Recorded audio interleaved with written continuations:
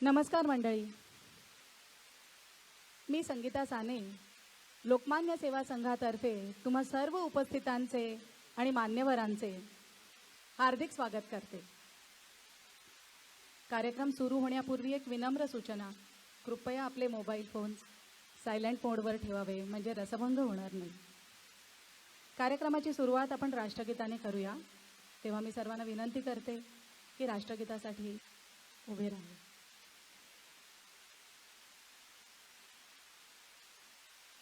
जनगण मन अधिनायक जय हे भारत भाग्य विधाता. पंजाब सिंध गुजरात मराठा द्राविड उत्कल बंग. विंध्य हिमाचल यमुना गंगा उच्छल जलधि तरंग. तव शुभ नामे जागे तव शुभ आशीष मागे. गाहे तव जय गाथा. जनगण मंगलदायक जय हे भारत भाग्य विधाता. जय हे जय हे जय हे जय जय जय जय हे जय.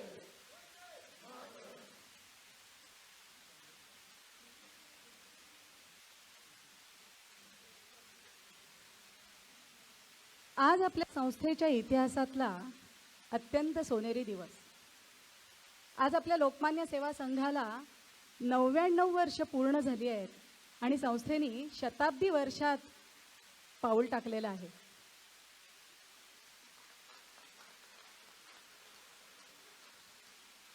तर असा हा शताब्दी वर्षाचा शुभारंभ सोहळा आपण लवकरच इथे दीपप्रज्वलन करून आपल्या प्रमुख पाहुण्यांच्या आगमनानंतर साजरा करणारच आहोत. पण ह्या 99 वर्षाच्या इतिहासात अनेक शुभचिंतक, संस्थेचे अनेक शुभचिंतकांनी त्यांचे काही संदेश पाठवले आहेत. त्यामुळे आपण सर्वात प्रथम ते संदेश बघूया.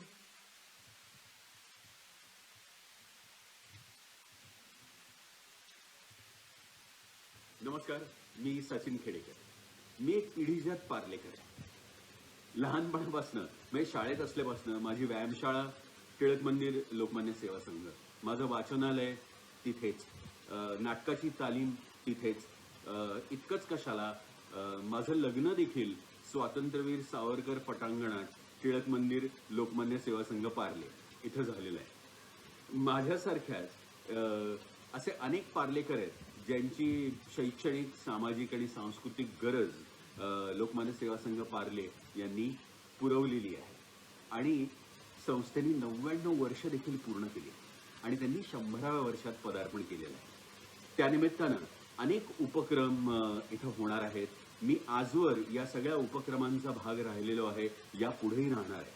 तुम्ही देखील या उपक्रमांना उपस्थित राहाल, भाग घ्याल याची खात्री आहे. नमस्कार.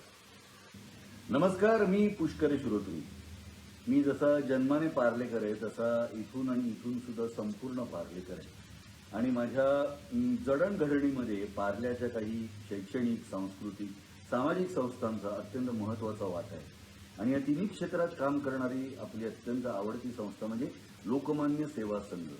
आज लोकमान्य सेवा संघ 99 वर्ष पूर्ण करून 100व्या वर्षात पदार्पण करते. ही आपल्यासाठी अत्यंत आनंदाची आणि खूप अभिमानाची गोष्ट आहे. गेली अनेक वर्ष आपण लोकमान्य सेवा संघाच्या अनेक उपक्रमांमध्ये सहभागी होत आलेलो.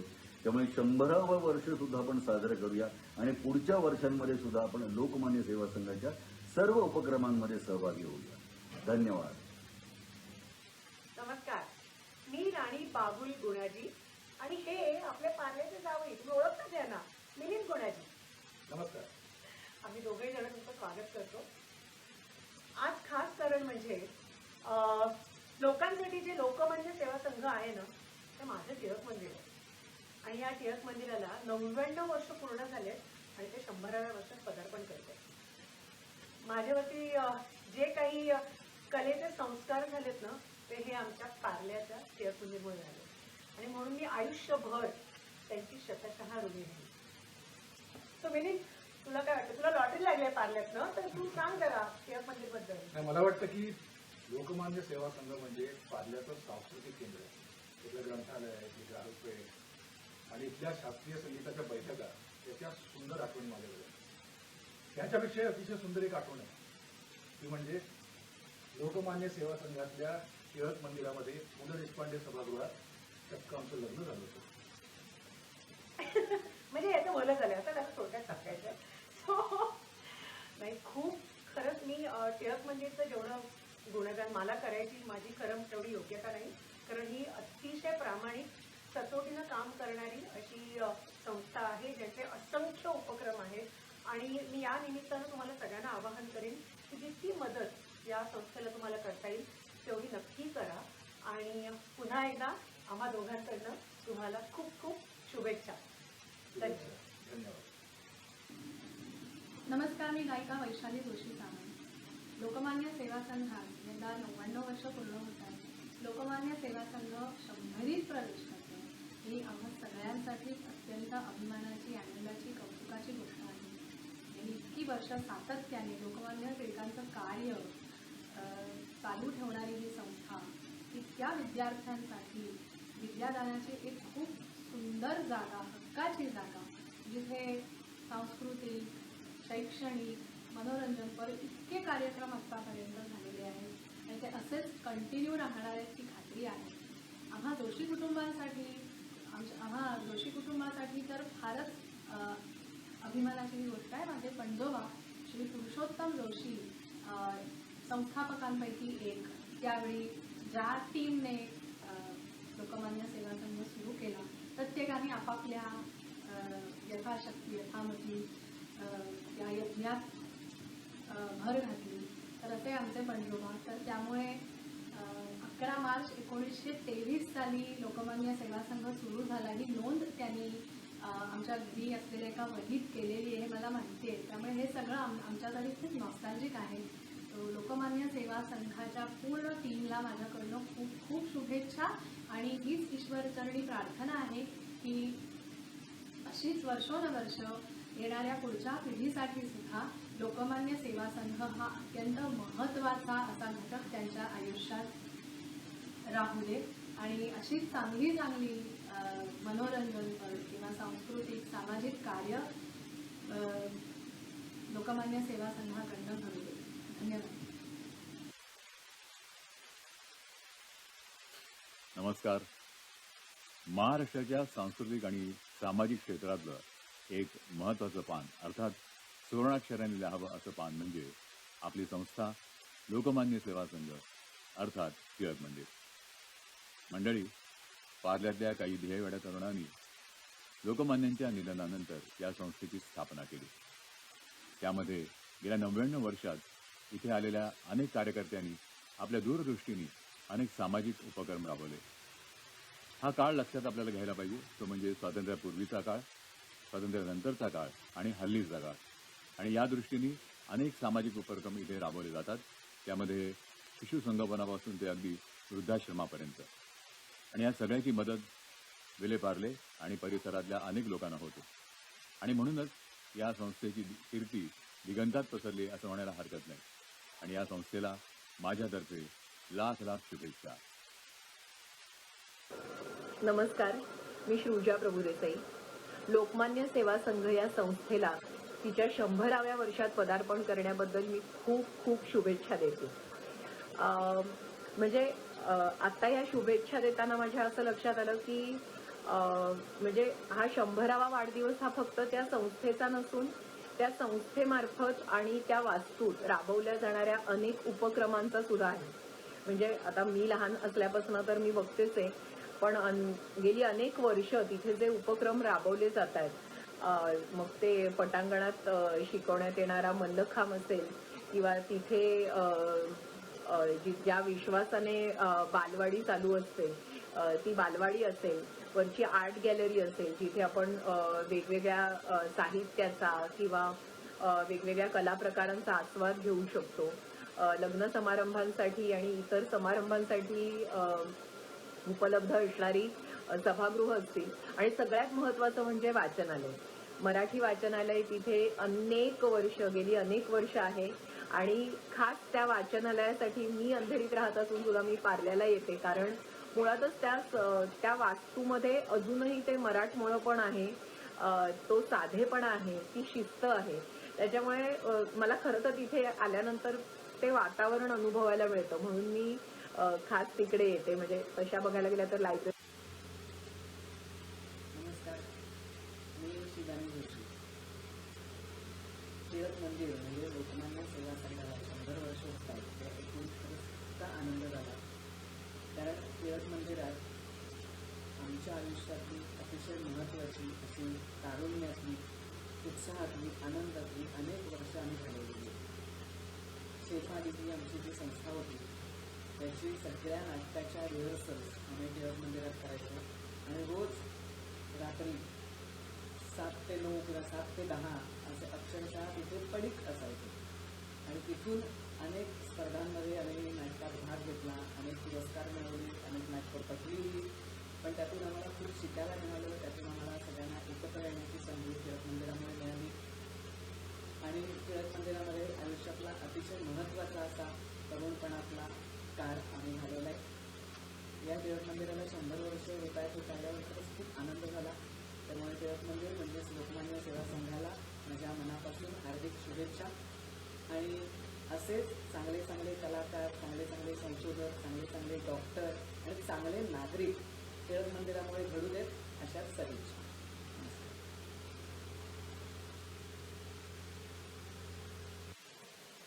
नमस्कार, मी नितीन आरेकर. टिळक स्मारक मंदिराच्या शताब्दी महोत्सवानिमित्त आपल्या सगळ्यांना मनापासून शुभेच्छा. एखाद्या संस्थेचं शताब्दी वर्ष ज्या वेळेला निर्माण होत असतं त्यावेळेला त्याच्या मागे 100 वर्षाची नुसती परंपरा असते असं नाही. संबंध त्या 100 वर्षाचं संचित घेऊन ती संस्था पुढे जात असते. संस्थात्मक जीवनामध्ये 100 वर्ष पूर्ण होणं ही प्रचंड मोठी गोष्ट आहे. त्या संस्थेचे कार्यकर्ते त्या संस्थेसाठी तन मन धनाने स्वतःला समर्पण करून देणाऱ्या त्या व्यक्ती असतात. हे 100 वर्ष म्हणजे केवळ काळाचा पट नाही, हे 100 वर्ष म्हणजे त्या संस्थात्मक जीवनाचा समग्र इतिहास. पार्ल्याची संस्कृती घडवण्याचं प्रचंड मोठं असं कार्य टिळक स्मारक मंदिराने केलेलं आहे आणि या निमित्ताने तुम्हाला सगळ्यांना शुभेच्छा देताना मला आनंद होतो आहे. आपल्या सर्वांना नमस्कार. विद्येचे माहेरघर तसेच सामाजिक आणि सांस्कृतिक चळवळीवर आघाडीवर असलेले लोकमान्य सेवा संघ पार्ले आज 11 मार्च 2022 रोजी 100व्या वर्षात पदार्पण करीत आहे. लोकमान्यांच्या निधनानंतर विले पार्लेतील टिळक प्रेमींनी छोटेसे एक रोपटे लावले आणि आज आता हा वटवृक्ष झाले. अशा या लोकमान्य सेवा संघ संस्थेला माझी हार्दिक शुभेच्छा. लोकमान्य सेवा संघ पार्ले या संस्थेचे हार्दिक अभिनंदन. शतक महोत्सवाचा शुभारंभ आज होतो आहे, याचा मनस्वी आनंद आणि अभिमान वाटतो. पार्लेकरांच्या अंतःकरणाचे आदराचे स्थान निर्माण केलेल्या या संघाने सामाजिक सेवा कार्याला प्राधान्य देत असताना पुरस्कारांच्या माध्यमातून अनेक मान्यवरांना प्रकाशात आणले आहे. त्यांच्या योगदानाचा गौरवही केलेला आहे. महारोगी सेवा समिती बरोरा आणि लोकमान्य सेवा संघ पार्ले यांचे ऋणानुबंध केव्हा वाटावयास लावणारे. ज्या कुष्ठ बांधवांना आजही समाज स्वीकारावयास धजत नाही, अशा बांधवांनी तयार केलेले साहित्य ग्राहकांपर्यंत पोहोचवण्यासाठी लोकमान्य सेवा संघ पार्ले या मान्यवरांनी वेळोवेळी निःशुल्क दालन उपलब्ध करून देण्यात नेहमीच पुढाकार घेतलेला आहे. संघाच्या अनेक मान्यवरांनी आनंदवनाला भेट देऊन सेवा कार्याविषयी आत्मीयताही व्यक्त केलेली आहे. सामाजिक कार्याला अन्योन्य साधारण महत्त्व देणाऱ्या लोकमान्य सेवा संघ पार्लेच्या शतकोत्तर वाटचालीसाठी आमचे आणि आनंदवन परिवाराच्या हार्दिक शुभकामना. विकास आमटे. नमस्कार, मी अच्युत गोडबोले. मी जरी अंधेरीला राहत असलो तरी सुद्धा निम्मा पार्लेकरच आहे असं म्हणायला हरकत नाही. आणि यातलं महत्त्वाचं कारण म्हणजे लोकमान्य सेवा संघ. कारण लोकमान्य सेवा संघ एक महाराष्ट्राचं किंवा पार्ल्याचं एक सांस्कृतिक मोठं केंद्र आहे असं माझं मत आहे. अनेक अतिशय सुंदर कार्यक्रम तिथे होत असतात. मी तिथल्या वाचनालयात एक अधिकारी म्हणून एक पद काही काळ चालवलं होतं. तिथला माझा अनुभव अतिशय चांगला आहे. अतिशय सुंदर पुस्तकं तिथे आहेत आणि तिथे चालणारे कार्यक्रम हे सुद्धा अतिशय चांगले असतात. मी खूप कार्यक्रमांना हजर असतो. मला असं वाटतं की आता 99 वर्ष लोकमान्य सेवा संघाला पूर्ण झालेले आहेत आणि 100व्या वर्षात पदार्पण करता येईल. माझ्या या लोकमान्य सेवा संघाला खूप खूप शुभेच्छा. धन्यवाद. नमस्कार, मी सतीश राजवाडे. एक अस्सल पार्लेकर. जन्मभूमी विले पार्ले, कर्मभूमी विले पार्ले. लहानाचे मोठे होत असताना मनावर अनेक व्यक्तींचे, अनेक संस्थानांचे संस्कार होत असतात आणि असंच एक खूप मोठं संस्थान आपल्या विले पार्ल्यामधलं लोकमान्य सेवा संघ. 99 वर्ष पूर्ण करून लोकमान्य सेवा संघ आपल्या 100व्या वर्षात पदार्पण करतात. आजपर्यंत ज्या आनंदाने आणि ज्या उत्साहाने आपण लोकमान्य सेवा संघाच्या सर्व सामाजिक, शैक्षणिक आणि सांस्कृतिक उपक्रमात सहभागी झालो, तशाच पद्धतीने यापुढेही होत राहिलो. लोकमान्य सेवा संघ तुमचे खूप खूप धन्यवाद. आपण सर्वांना माझा नमस्कार. आपली लोकमान्य सेवा संघ ही संस्था 100व्या वर्षात पदार्पण करत आहे. त्याबद्दल मी संस्थेचे अभिनंदन करतो आणि संस्थेला गेल्या 100 वर्षात पार्लेकरांची जी साथ मिळाली आहे त्याबद्दलही त्यांचे अभिनंदन करतो. तसेच तुम्हा सर्वांना खूप शुभेच्छा देतो. ज्या संस्थेची प्रेरणास्थाने लोकमान्य टिळक, छत्रपती शिवाजी महाराज ही आहेत, ही संस्था 100 पार करणार हे निश्चितच होते. सांस्कृतिक वारसा जपत आणि सामाजिक बांधिलकी राखत ज्या संस्थेने त्यांचे कार्य 100 वर्ष चालू ठेवले आहे, त्या संस्थेबद्दल मी कितीही बोललो तरी ते कमीच होईल. मला वाटते गेल्या काही वर्षात परिस्थिती बदलाचा वेग वाढत चालला आहे आणि मला खात्री आहे की भविष्यात संस्था त्या दृष्टीनेही विचार करेल.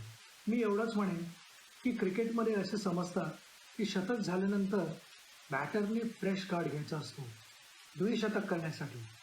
लोकमान्य सेवा संघ संस्था देखील पुढील वर्षी फ्रेश गार्ड घेऊन भविष्यात द्विशतक ठोकेल अशी मी आशा करतो. पुन्हा एकदा तुम्हा सर्वांना पुढील प्रवासात खूप खूप शुभेच्छा. धन्यवाद.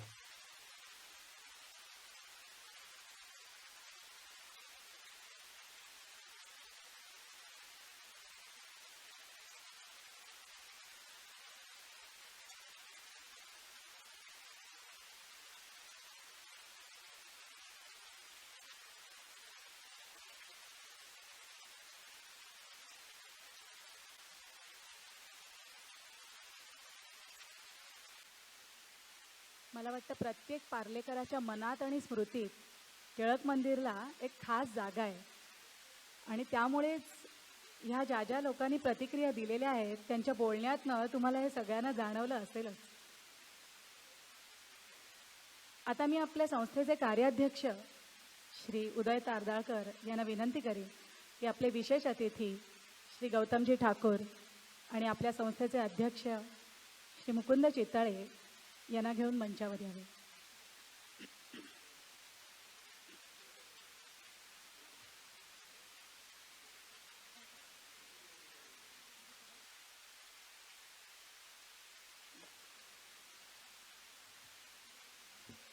शताब्दी वर्षाचा शुभारंभ म्हणून दीपप्रज्वलनाने या कार्यक्रमाची सुरुवात होईल.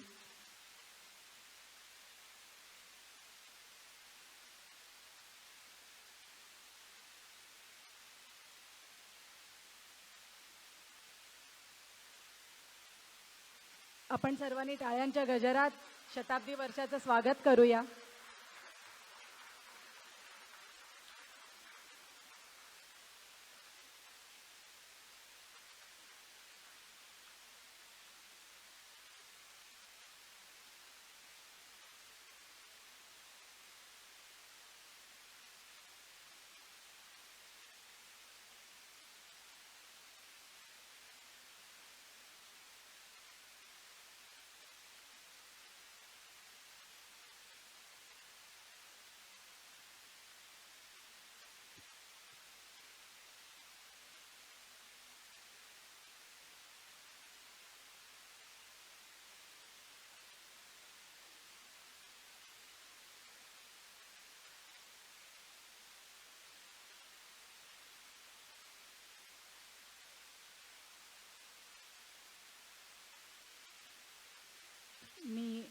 अर्दळकरांना विनंती करेन की मान्यवरांना मंचावर घेऊन यावे.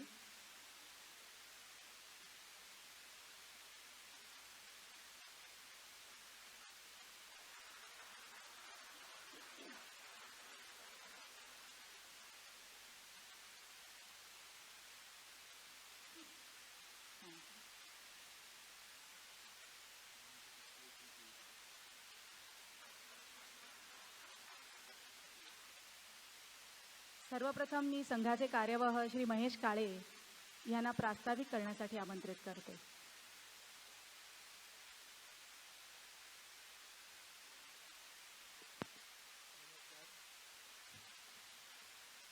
नमस्कार, मी महेश काळे संघाचा कार्यवाह म्हणून आपले सगळ्यांचं मनपूर्वक स्वागत करतो.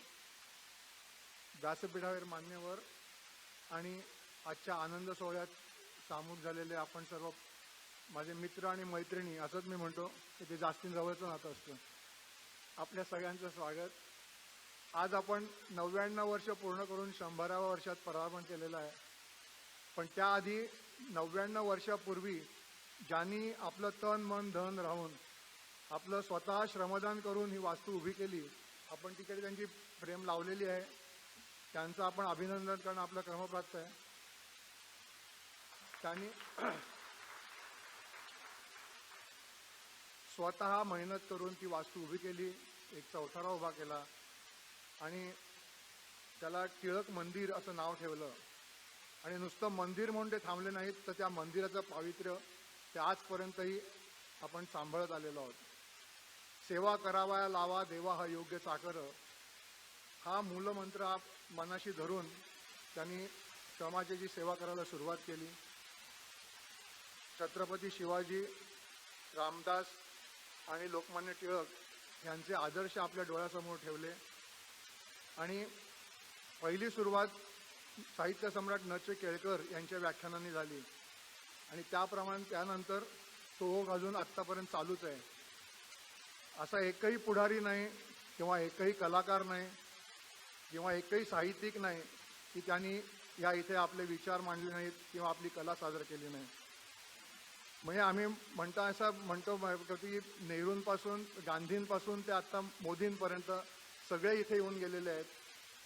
आणि म्हणजे आपण नेहमी म्हणतो की बाबा लोकमान्य टिळक सोडले तर सगळे पुढारी इकडे येऊन गेलेले आहेत आणि आपले विचार प्रकट केलेले आहेत.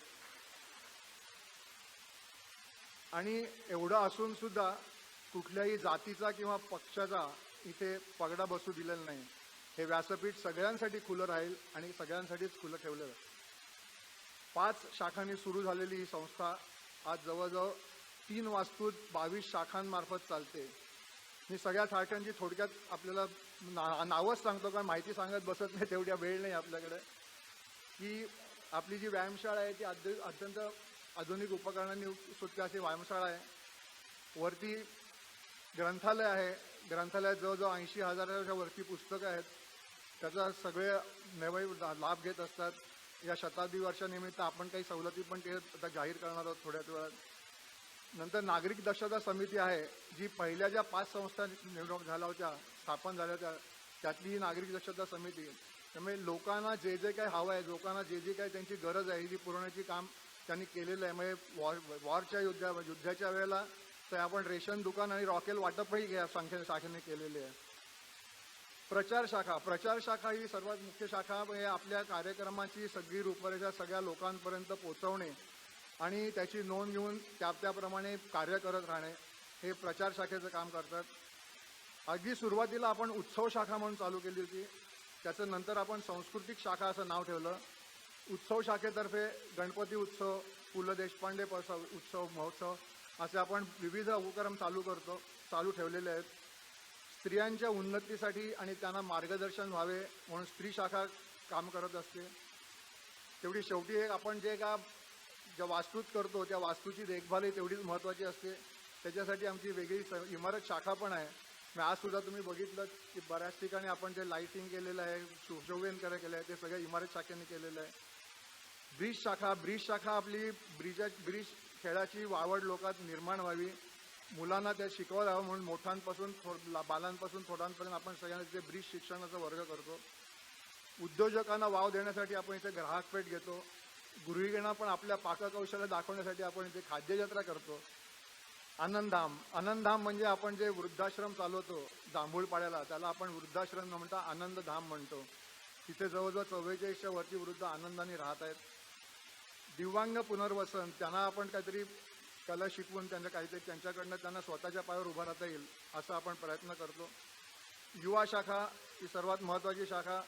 ते युवकांसाठी वेगळे वेगळे प्रोग्राम सादर करत असतात. त्यामुळे आपल्याकडे युवक किती आकर्षित होतील ते आपण बघत असतो. त्याचबरोबर बालक पालक मार्गदर्शन पण आपण चालवतो की शेवटी मुलांनी काय करावं काय त्याच्यात चालतं. गुंतवणूक शाखेतर्फे गुंतवणूक कशी आणि कुठे करावी याचं दरवेळेला आठवड्यातनं एकदा मार्गदर्शन करत असतो. वैद्यकीय शाखेतर्फे आपण लसीकरण करत असतो. त्याचबरोबर आपण मधनं रक्तदान शिबिरं पण घेतो. बाल संगोपन, दिशा कर्णबधीर विद्यालय, बाल संगोपन केंद्र म्हणजे जे आईवडील नोकरी करतात त्यांना मुलांना सांभाळण्याचा प्रॉब्लेम असतो त्यांच्यासाठी आपण बाल संगोपन केंद्र. दिलासातर्फे आपण ज्येष्ठ नागरिकांसाठी हेल्पलाईन चालवतो. आपण आता IT सेल पण चालू केलेलं आहे. त्यामुळे आपल्याला वेबसाईट डेव्हलप केलेली आहे. सगळ्या सभासदांचे आपण IT मेल नंबर घेऊन त्यांना आपण सगळ्यांना मेल पाठवतो. म्हणजे पेपरलेस करण्याचा प्रयत्न केलेला आहे. त्याचबरोबर आपण आता QR कोडतर्फे देणग्या घ्यायच्या सवय केलेलं आहे. आपण इथे बघितलं ते QR कोड लागलेले आहेत. म्हणजे तुम्हाला पाहिजे तर आपण त्याचा उपयोग करू शकता. मी सर्वात म्हणजे पु ल देशपांडे गौरव दालन, पु ल देशपांड्यांची कलेची सुरुवात त्यांनी इथेच केली. त्यामुळे त्यांना मिळालेली सगळी पारितोषिकं सगळे आपल्या इथे ठेवून दिलेलं आहे आणि त्याचं आपण सुरेख दालन उभं केलेलं आहे. आपण दररोज बघितलं नसेल तरी बघावं. हे सगळं शक्य झालं ते सेवाभावी आणि निस्वार्थी अशा कार्यकर्त्यांमुळेच आणि आपल्यासारख्या देणगीदारांमुळे. आम्ही सेवा करत होतो, सेवा करत आहोत आणि ह्यापुढेही सेवा करत राहू. असाच लोकसेवा हीच विनंती. सेवा कराव्या लावा, देवा हा योग्य चाकर. थँक्यू.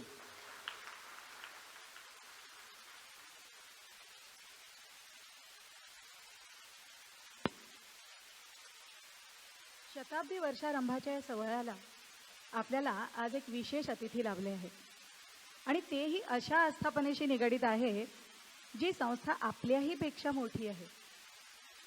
श्री गौतमजी ठाकूर हे 103 वर्षाची परंपरा असलेल्या सारस्वत कोऑपरेटिव्ह बँक या देशातील सर्वात मोठ्या सहकारी बँकेचे विद्यमान अध्यक्ष आहेत.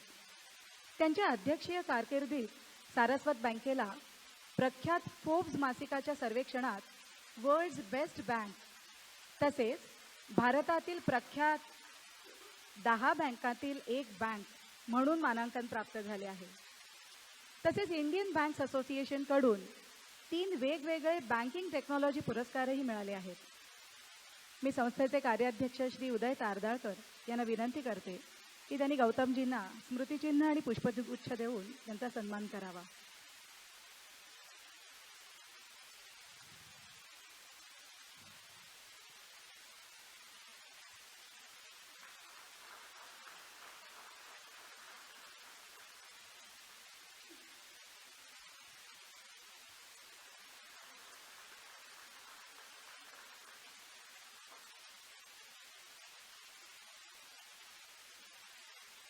आता मी गौतमजींना विनंती करते की त्यांनी त्यांचे मनोगत व्यक्त करावे.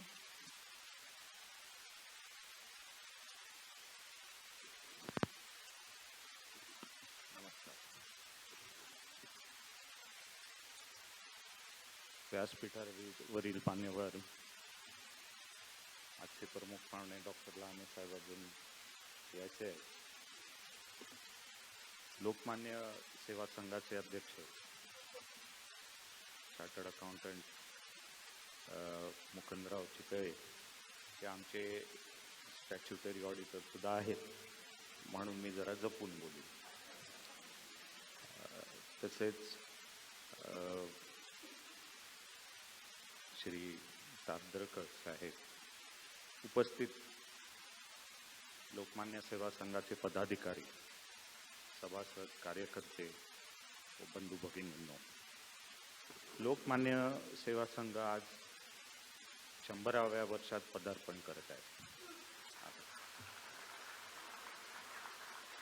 नमस्कार.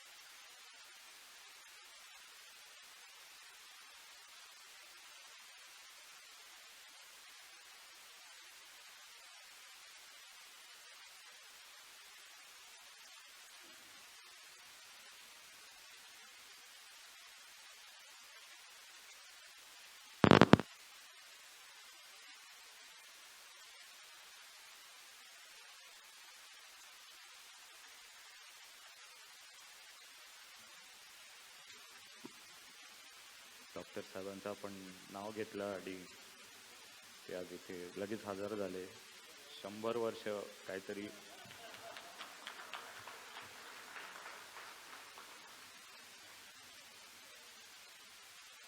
आज ह्या 100व्या वर्षात लोकमान्य सेवा संघ पदार्पण करत आहे.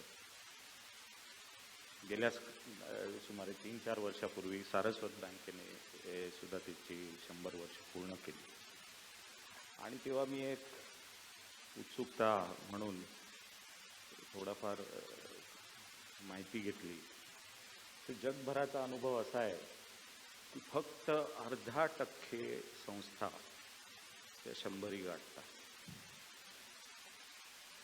0.5% कंपन्या सुद्धा फक्त 100 गाठतात. आणि माझी माहिती चुकीची नाही ना म्हणून मी चॅरिटी कमिशनर ऑफिसला सुद्धा विचारलं आणि त्यांनी सुद्धा सांगितलं की सामाजिक संस्था सुद्धा फक्त साधारण या 0.5% 100 गाठतात. म्हणजे ह्याच्यावरून आपण समजून घ्यायला पाहिजे की 100 वर्षाचं सातत्य, कर्तृत्व, कर्तव्य हे केवढं मोठं आहे.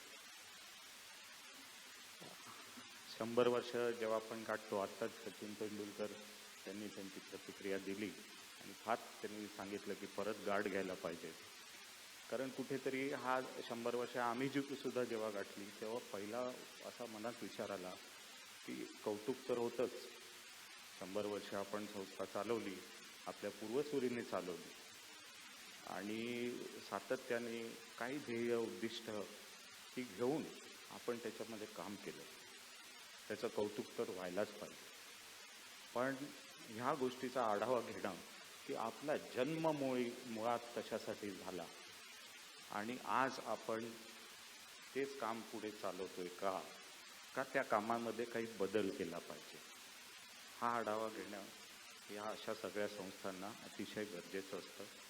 मला हे काही तुम्हाला सांगायची गरज नाही, तुमच्याकडे सगळे हुशार मंडळी आज तुम्ही हा आढावा घेतलाच असेल.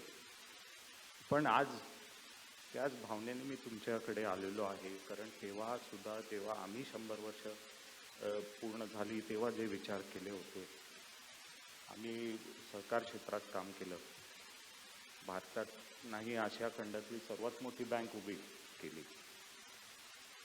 तेवढंच नाही तर ही नुसती एक बँक म्हणून नाही, ही भारतातली आणि आशिया खंडातली सर्वात मोठी लोकशाही प्रक्रियेवर चालणारी वित्तीय संस्था आहे.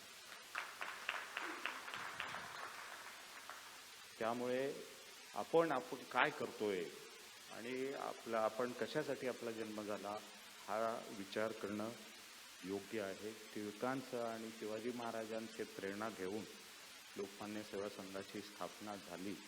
टिळकांनी आपल्याला स्वराज्याचा मंत्र दिला आणि ते स्वराज्य आपल्याला मिळालं, पण पुढे जाऊन त्या स्वराज्याचं आपण सुराज्य केलं का ह्याच्याबद्दल आपल्याला आत्मचिंतन करायची आवश्यकता आहे. एक तर 1922 मध्ये 23ला 100 वर्ष पूर्ण होणार, पण 22ला संस्था ही सुरू झाली, बरोबर, 23ला सुरू झालं. चितळे साहेब माझं काही चुकत असेल तर मला यू कॅन करेक्ट मी, पण 1922 साली इन्कम टॅक्स ॲक्ट आला आणि तेव्हापासूनची आकडेवारी ही आपल्याला स्टॅटिस्टिक्स उपलब्ध आहे. 1922 साली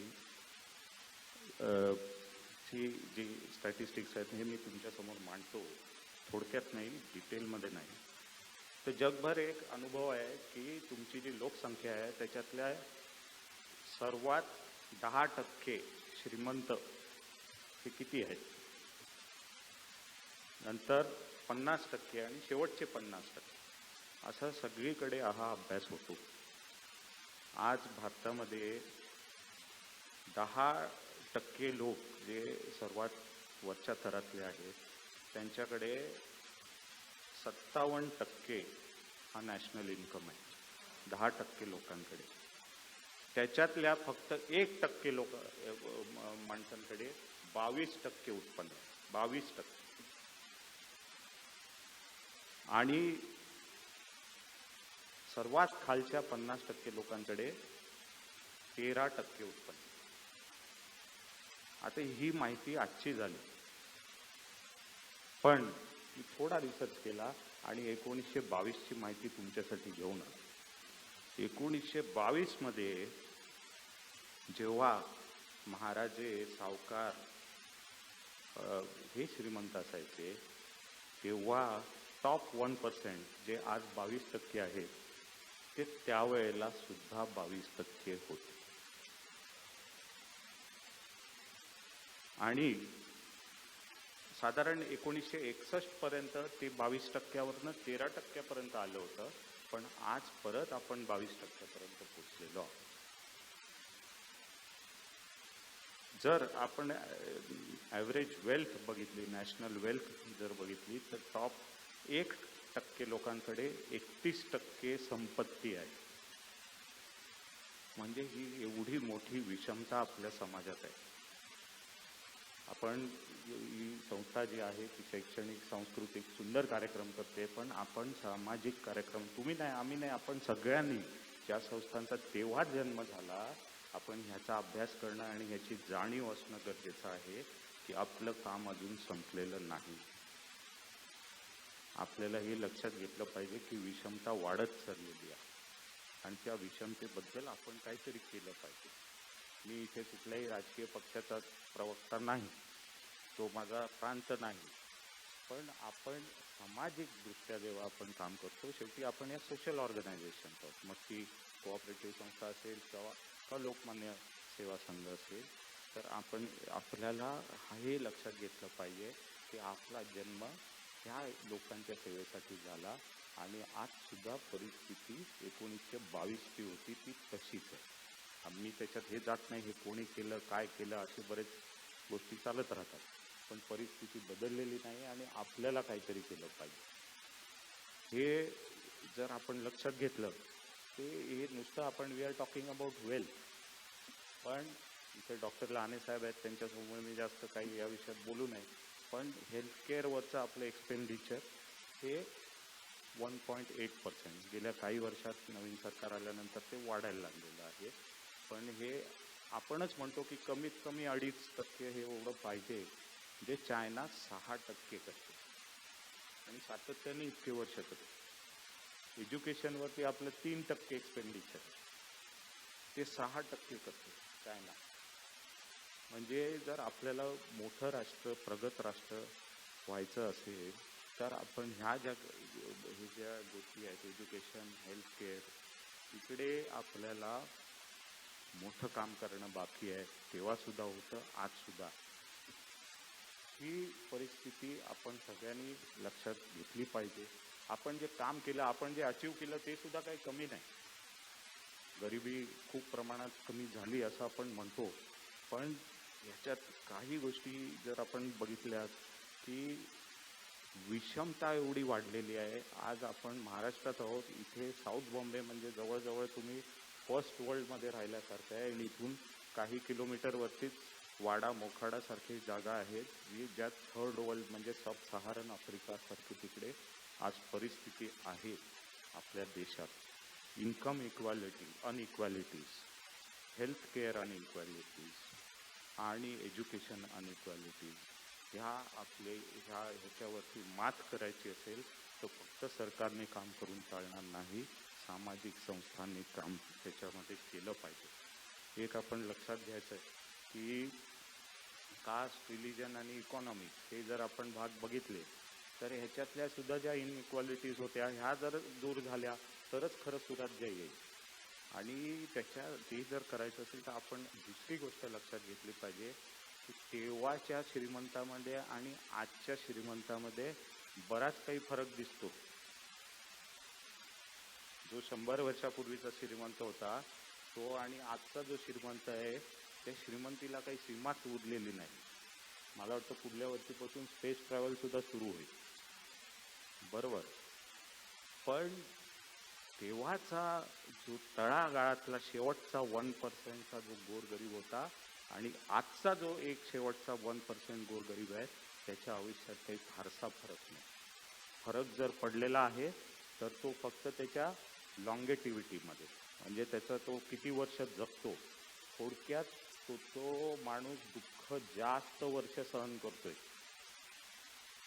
हे आपण सगळ्यांनी लक्षात घेतलं पाहिजे.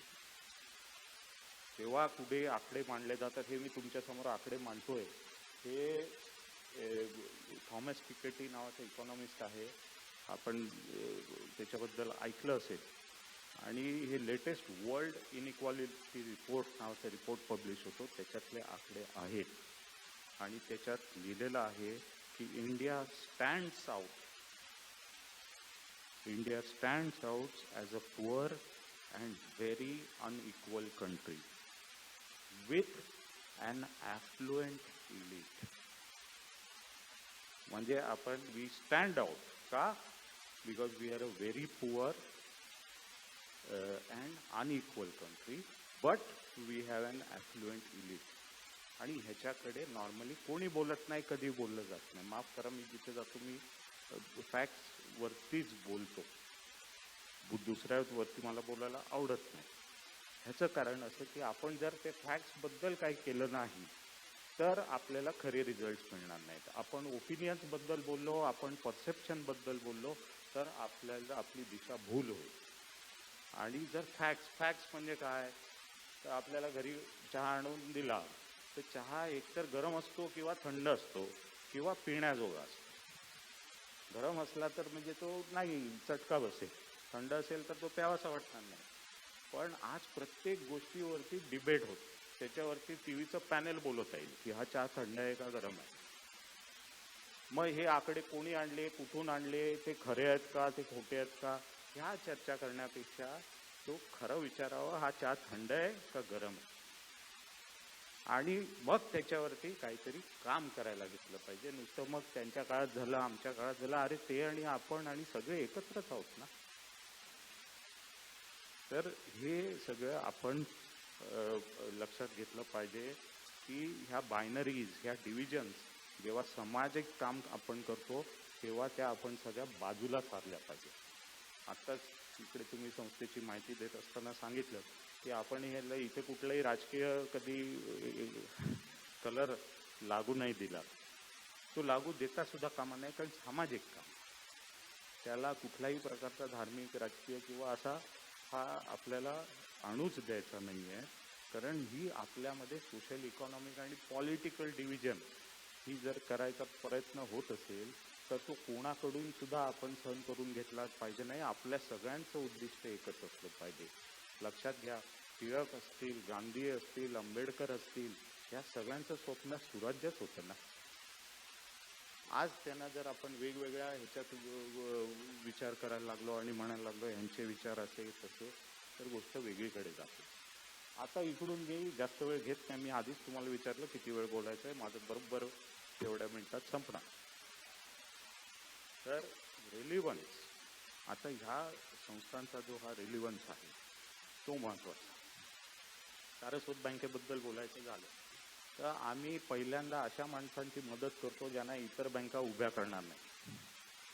आज सुद्धा दरवर्षी जवळजवळ 20-30 हजार असे नवीन उद्योजक आहेत ज्यांना आम्ही मदत करतो, ज्यांना इतर बँकांमध्ये काही कोणी उभं केलं जात नाही. मी तुम्हाला सांगतो, इन्फोसिसला सुद्धा पहिले कॉम्प्युटर घ्यायचं लोन सारस्वत बँकेने दिलं.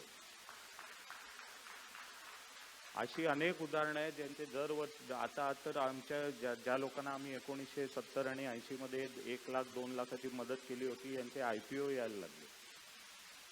आम्हाला मान आहे, अभिमान आहे, पण आम्ही आमचं कार्य विसरलो नाही. आमचं कार्य काय की त्यांना आधी पहिल्यांदा जेव्हा कोणी उभं करत नाही, नंतर सगळ्या प्रायव्हेट बँका तुमच्या मागे येतात, पण तेव्हा आम्ही त्यांच्या मागे उभं राहिलेलो आहोत. तसं आपल्याला आपण संस्था, आपण काय करतो हे आपण कधी न विसरणं हे आपला, कारण आपला रिलिव्हन्स तेव्हा होता, आज आहे आणि उद्या सुद्धा राहील, जेव्हापर्यंत ही विषमता दूर होत नाही, जेव्हापर्यंत आपला देश एवढा भक्कम होत नाही की तिथे सगळ्यांना इक्वल ऑपॉर्च्युनिटीज मिळायला लागतील, हे आपल्याला बघायला पाहिजे. आणि हे झालं रोल ऑफ द इन्स्टिट्यूशन. त्याच्यानंतर सर्वात महत्त्वाचं होतं की रोल ऑफ द इंडिव्हिज्युअल काय. रोल ऑफ द इंडिव्हिज्युअलसाठी आपल्याला सर्वात चांगलं उदाहरण जर पाहिजे असेल तर आजचे आपले प्रमुख पाहुणे डॉक्टर लहाने.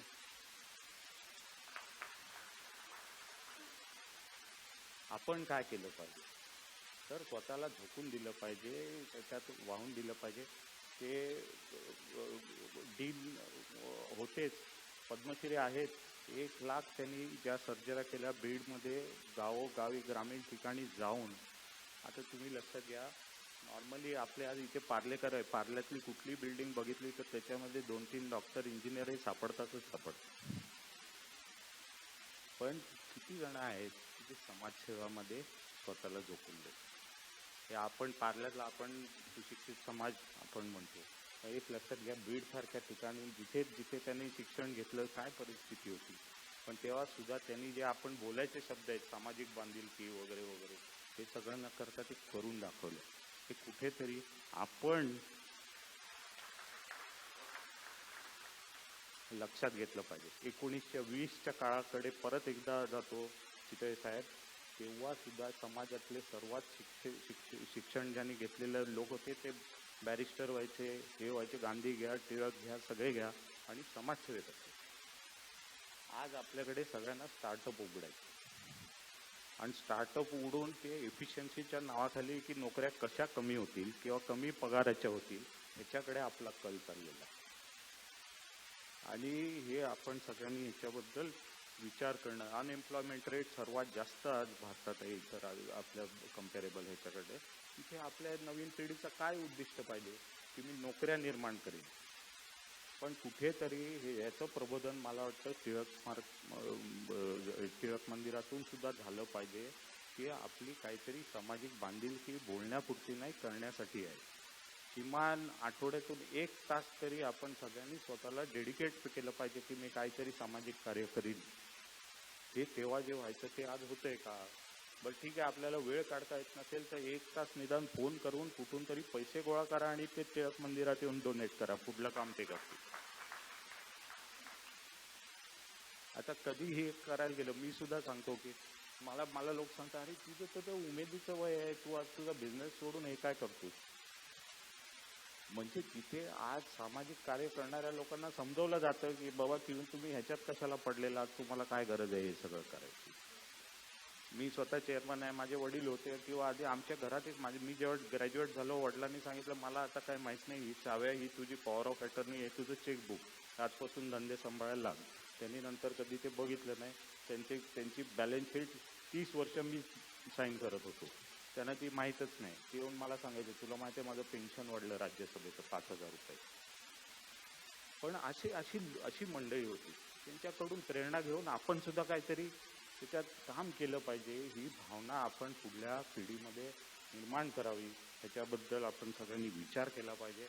नाही तर रिटायरमेंट नंतर काहीतरी करायचं असा एकंदरीत हा जो एक पार्लेकरांचा किंवा सुशिक्षित वर्गाचा समज आहे. आता काय करायचं, मग आता आपण समाजाचं देणं देऊ. समाजाचं देणं तुम्ही केव्हाही देऊ शकता, त्याच्यासाठी रिटायर व्हायची काही वाट बघायला नको.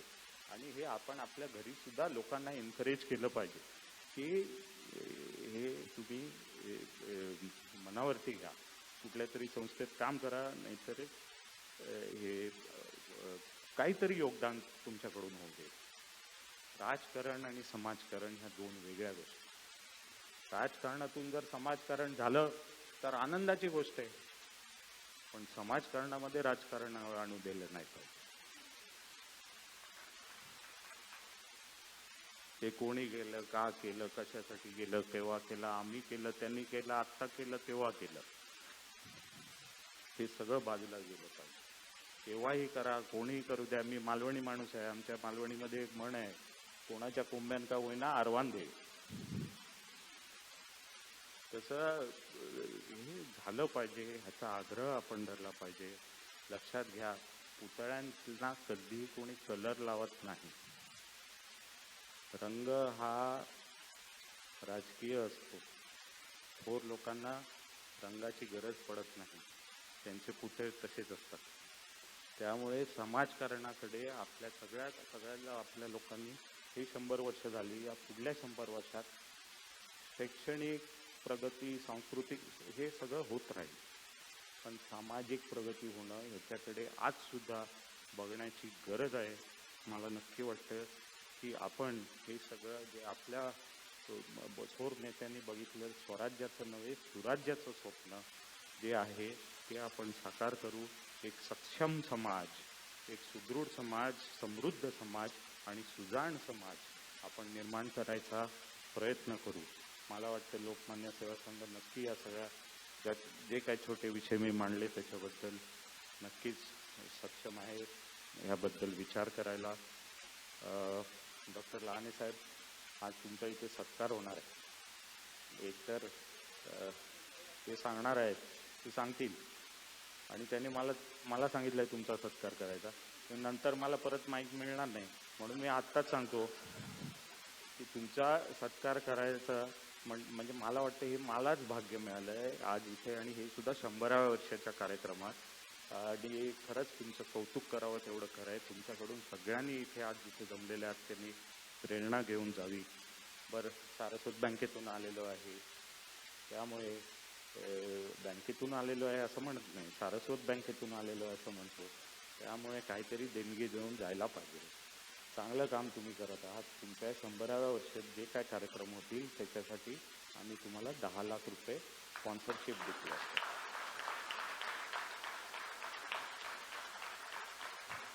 पुन्हा एकदा लोकमान्य सेवा संघ, सगळे पदाधिकारी, कार्यकर्ते, मला सगळ्यांना खूप खूप शुभेच्छा. धन्यवाद.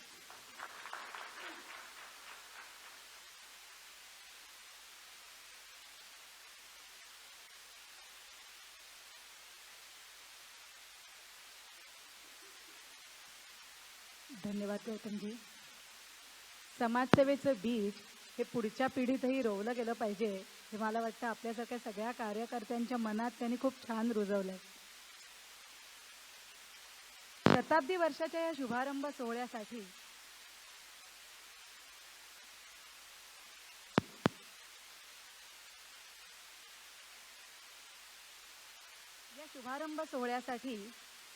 आज आपल्याला जे प्रमुख पाहुणे लाभले आहेत ते आहेत पद्मश्री डॉक्टर तात्याराव लहाने.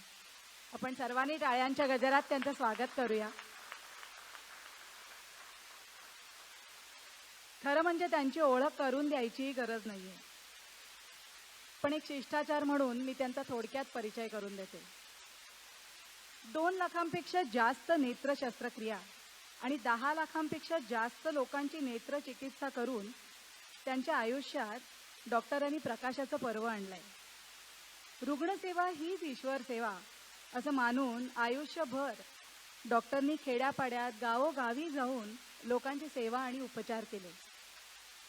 या त्यांच्या कार्याबद्दल भारत सरकारने त्यांना पद्मश्री देऊन गौरवले. जे कॉलेजचे डीन असताना देखील त्यांनी करत असलेली रुग्णसेवेत खंड पडू दिला नाही. समाजोपयोगी कामं करण्यासाठी गेली 99 वर्ष आपली संस्था कार्यरत आहे आणि त्याच्या शताब्दी शुभारंभ सोहळ्यासाठी इतके सेवाभावी वृत्तीचे अध्यक्ष आपल्याला लाभले, पाहुणे आपल्याला लाभले, याच्यासारखी भाग्याची दुसरी गोष्ट नाहीये. मी आपल्या संस्थेचे अध्यक्ष श्री मुकुंद चितळे यांना विनंती करते की त्यांनी स्मृतिचिन्ह आणि पुष्पगुच्छ देऊन आपल्या पाहुण्यांचं स्वागत करावं.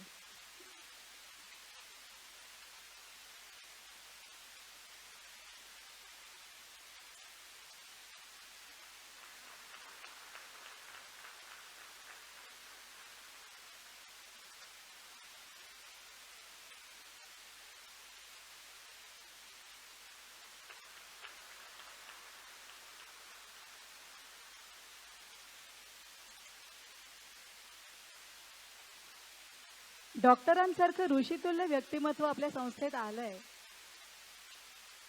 आणि गौतमजींसारखे विशेष अतिथीही आपल्याला लाभलेत.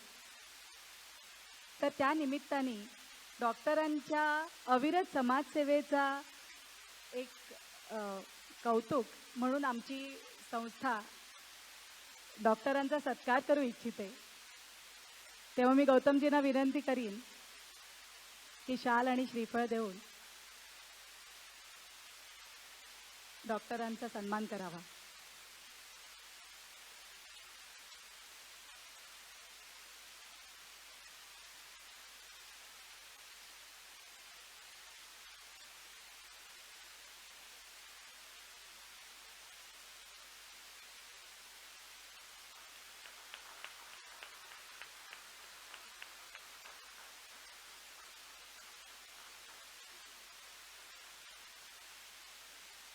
मी डॉक्टरांना विनंती करते की आता त्यांनी त्यांचे मनोगत व्यक्त करावे.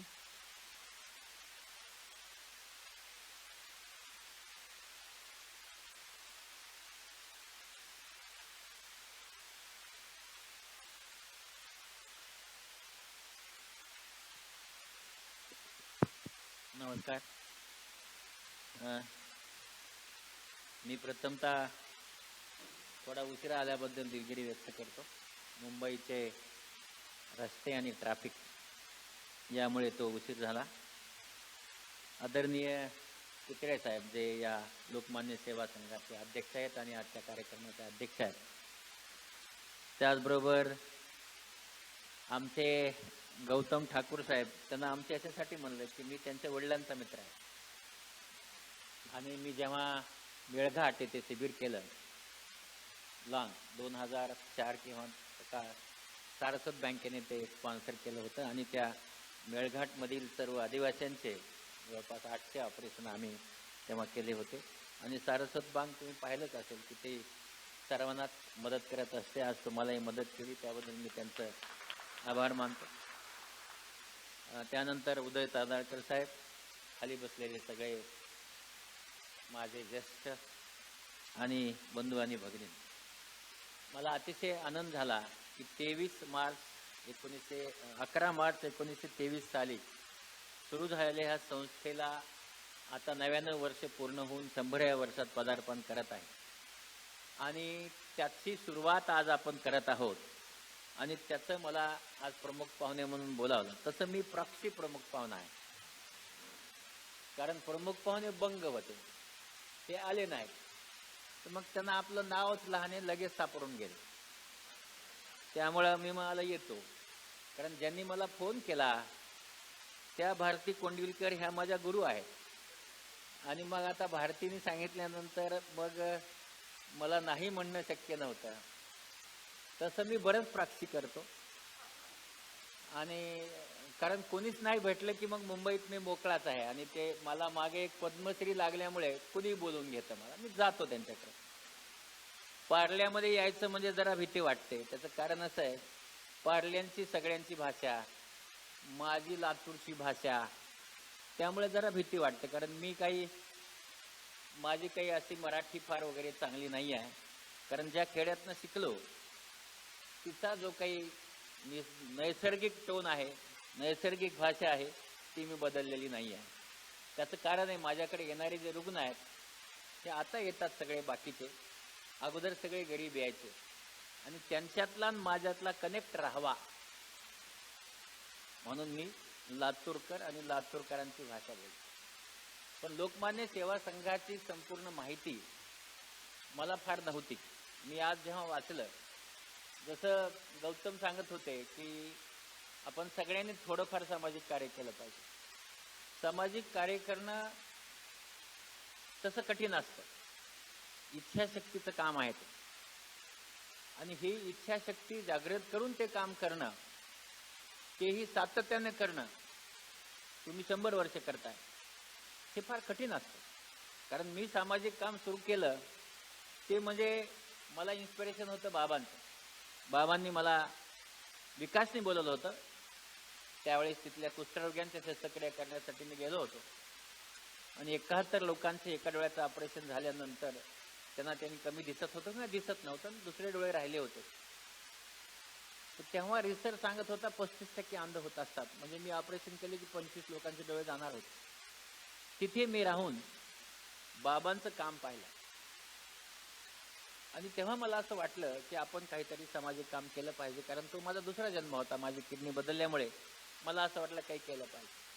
पण जेव्हा मी तुमच्याकडे बघितलं 100 वर्षामध्ये हे जे मी काम पाहिलं, तुमच्या सगळ्यांना, तुम्ही सदस्य असल्यामुळे माहीत असावं पण असं कुठलंही काम नाही की तुम्ही करत नाही. समाजामध्ये ज्या ज्या गोष्टी समाजाला, समाजातील मुलांना, समाजातील वृद्धांना, समाजाच्या प्रत्येक घटकाला लागतात, त्या सगळ्याच गोष्टी लोकमान्य सेवा संघ करतो. आणि मला वाचून अतिशय आनंद झाला. आणि लोकमान्य सेवा संघाचं मी या कार्याबद्दल मी मनापासून अभिनंदन करतो. अतिशय चांगलं काम आपण करत आहात आणि आपण 100 वर्ष झाल्यामुळे हे काम असंच पुढे ठेवणार आहात. मला याचा आनंद आहे की आज तुम्ही मला बोलवलं, कारण सामाजिक काम करत असताना मी हे पाहिलं आहे की अडचणी खूप येतात.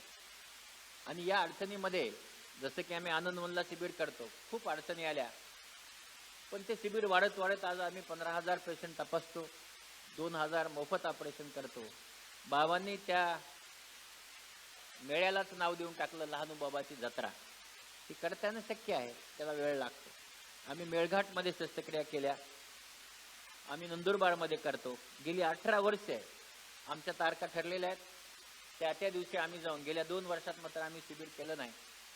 मग आम्ही शिबिर का करतो त्याचं कारण असं आहे की ग्रामीण भागामध्ये आई वडील जे वृद्ध होतात त्यांना घेऊन जाऊन शस्त्रक्रिया करून घेतली जात नाही.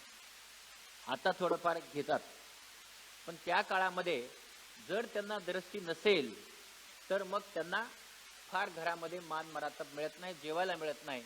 आणि म्हणून यांना दृष्टी असावी याच्यासाठी त्यांच्या गावी जाऊन, त्यांच्या गावात जाऊन आम्ही शिबिरं करत आहोत आणि ते करत आहोत. आणि आजही आपल्याला सांगतो की मी काल ज्या शस्त्रक्रिया केल्या त्याच्यात 6 लोक असे होते की त्यांना काही दिसत नव्हतं, तर त्यांना आज दिसत आहे. 2 फूट दृष्टी येणं अंध माणसाला ही त्यांच्यासाठी स्वर्ग आहे. आणि ही 2 फूट दृष्टी देण्यासाठी आम्ही सगळे प्रयत्न करत असतो. या शस्त्रक्रिया करत असताना गुंते खूप असतात. डोळा हा अतिशय नाजूक भाग आहे आणि म्हणून त्या सगळ्यावर आम्ही शस्त्रक्रिया करत असताना खूप काळजीपूर्वक करावं लागतं. पण सामाजिक काम करत असताना मला आता जसं गौतमनी सांगितलं की मी काही 1 लाख ऑपरेशन केले, मला पद्मश्री मिळालं. मी काही अर्ज केला नव्हता, मिळालं. 1,62,000 मी शस्त्रक्रिया स्वतः केल्या आहेत. माझ्यावर ज्या डॉक्टर रागिनी पारेख असतात त्यांनी 85,000 ऑपरेशन केले आहेत. आणि आमचा चमू म्हणजे माझ्याबरोबर जे विद्यार्थी शिकतात, माझे जे लेक्चरर्स वगैरे आहेत, आम्ही सगळ्यांनी मिळून 4 लाख मोफत ऑपरेशन केले आहेत. त्याहीपेक्षा त्याच्या पुढचं महत्त्वाचं सांगतो, हे 4 लाख ऑपरेशन यशस्वी ऑपरेशन केले. कुठल्याही रुग्णाला जे रुग्णालयामध्ये अंधत्व आलं नाही. त्याच्यासाठी खूप मेहनत लागते आणि ते आम्ही करतो. तसंच आम्ही नेत्रदानाचंही काम करतो, म्हणजे जे डोळे बसवण्याचं काम करतो.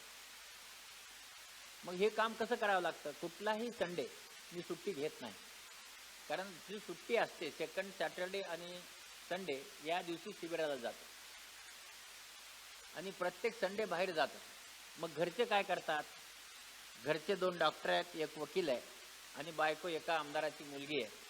तर तिला मी सांगितलं की बाबा माझा दुसरा जन्म आहे, घरामधला त्रास थांबवा. त्यांनी थांबवला.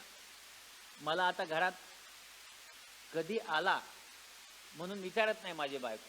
गेल्या 27 वर्षामध्ये ती घरी मी किती वाजता जाऊ, हसऱ्या चेहऱ्याने माझी बायको माझं स्वागत करते. किडनी बदलली असल्यामुळे मला जरा शिळं वगैरे खाता येत नाही, म्हणून गेल्यानंतर गरम पोळी, रात्री 12 वाजता जाऊ, 1 वाजता जाऊ, 2 वाजता जाऊ, 10च्या आधी जात नाही. गरम पोळी आणि गरम भाजी मला खायला मिळते. त्याच्यामुळं मी जिवंत आहे 27 वर्ष. पण काम करत असताना घरच्यांची साथ खूप महत्त्वाची असते. त्याचबरोबर कंबर मोडेपर्यंत सकाळी 7ला सुरू करतो, रात्री 10ला आम्ही सगळ्यांच्या गाड्या असतात ट्रेनला जायला, कारण माझ्याबरोबर जे काम करतात हे सरकारी नोकर आहेत. मुंबईतले सरकारी नोकर कसे असतात?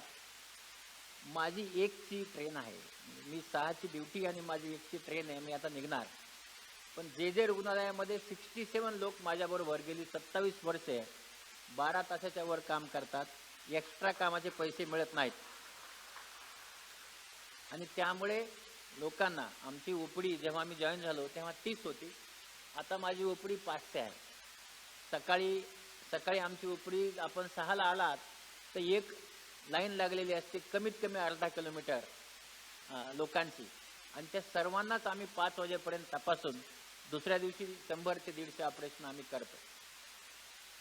मग हे सगळं करत असताना कंबर दुखते, कमरेला पट्टा लावा लागतो, हे सगळंच करावं लागतं. सामाजिक काम आपण करत आहात. लोक जेव्हा तुम्ही मोठे होता तेव्हा लोक तुमच्यावर केसेस करतात, 1800ची केस वगैरे, काही तुमचा संबंध नसतो. पण तुमचं काम मोठं झालं की दुसऱ्याला त्याचा राग यायला लागतो. तेही तुम्हाला सामाजिक काम करत असताना सगळ्यांनीच दगडं खाल्ले आहेत, आपणच नवीन खातोय असं नाही आहे. जेवढ्यांनी मिळून सामाजिक काम केलं त्या सगळ्यांना दगडं खावेच लागतात. ते आपण खातो, खायचे. जेव्हा जेव्हा लोक शिव्या घालतील तेव्हा समजायचं की आपलं काम चांगलं आहे, भ्यायचं नाही. लोकांनी शिव्या दिल्या नाहीत तर समजायचं की आपलं आणखी काम चांगलं झालेलं नाही. म्हणून तोपर्यंत उंच होत जायचं. दुसरं, जे शिव्या देतात त्यांच्याशी कधीच भांडायचं नाही, कारण आपला वेळ जातो. तुकारामाने सांगितले, निंदकाचे घर असावे शेजारी. का? दिवसभर आपल्या चुका काढतो तो. खुश आहे ना, सकाळी आपल्याला मिळतात चुका, आपण बदलायचं. त्याने जे चुका सांगितल्या ते बदलत राहायचं. असं करत करत आम्ही सामाजिक काम करतो. मला बऱ्याच वेळेस लोक विचारतात, अरे एवढं सगळं 12-12 घंटे काम का करतो? मी आधीच स्वतः झालो, आता सांगितलं गौतमनी. जे मध्ये बरं काही तिथे सुपर स्पेशालिटी आणली मी. त्याचं कारण असं आहे की हृदयाच्या शस्त्रक्रिया, लिव्हर बदलणे, किडनी बदलणे फार महाग आहे बाहेर. किंवा आपण रक्ताचा कॅन्सर म्हणतो. या सगळ्या शस्त्रक्रिया ह्या गरिबासाठी व्हाव्या याच्यासाठी 1100 कोटीचं तिथं रुग्णालय तयार होतं. आता बांधकाम सुरू झाले, 2.5 वर्षामध्ये होईल. आणि सगळ्या शस्त्रक्रिया तुम्ही जे बाहेर नाव ऐकता ना, हिंदुजा आहे किंवा हे ग्लोबल आहे, तिकडचं सगळं आहे, लीलावती आहे, या सगळ्या शस्त्रक्रिया जे मध्ये होतील. आणि त्याही अतिशय कमी दरात. ज्यांच्याकडे पैसे नाही आहेत, अशी लोक पैसे नाही आहेत म्हणून त्यांचा मृत्यू होतो, अशा लोकांना जी आपण 5 स्टार ट्रीटमेंट म्हणतो ती जेजेत मिळावी, हा त्याच्या मागचा माझा उद्देश होता. आणि ती करण्यासाठी आम्ही यशस्वी झालो.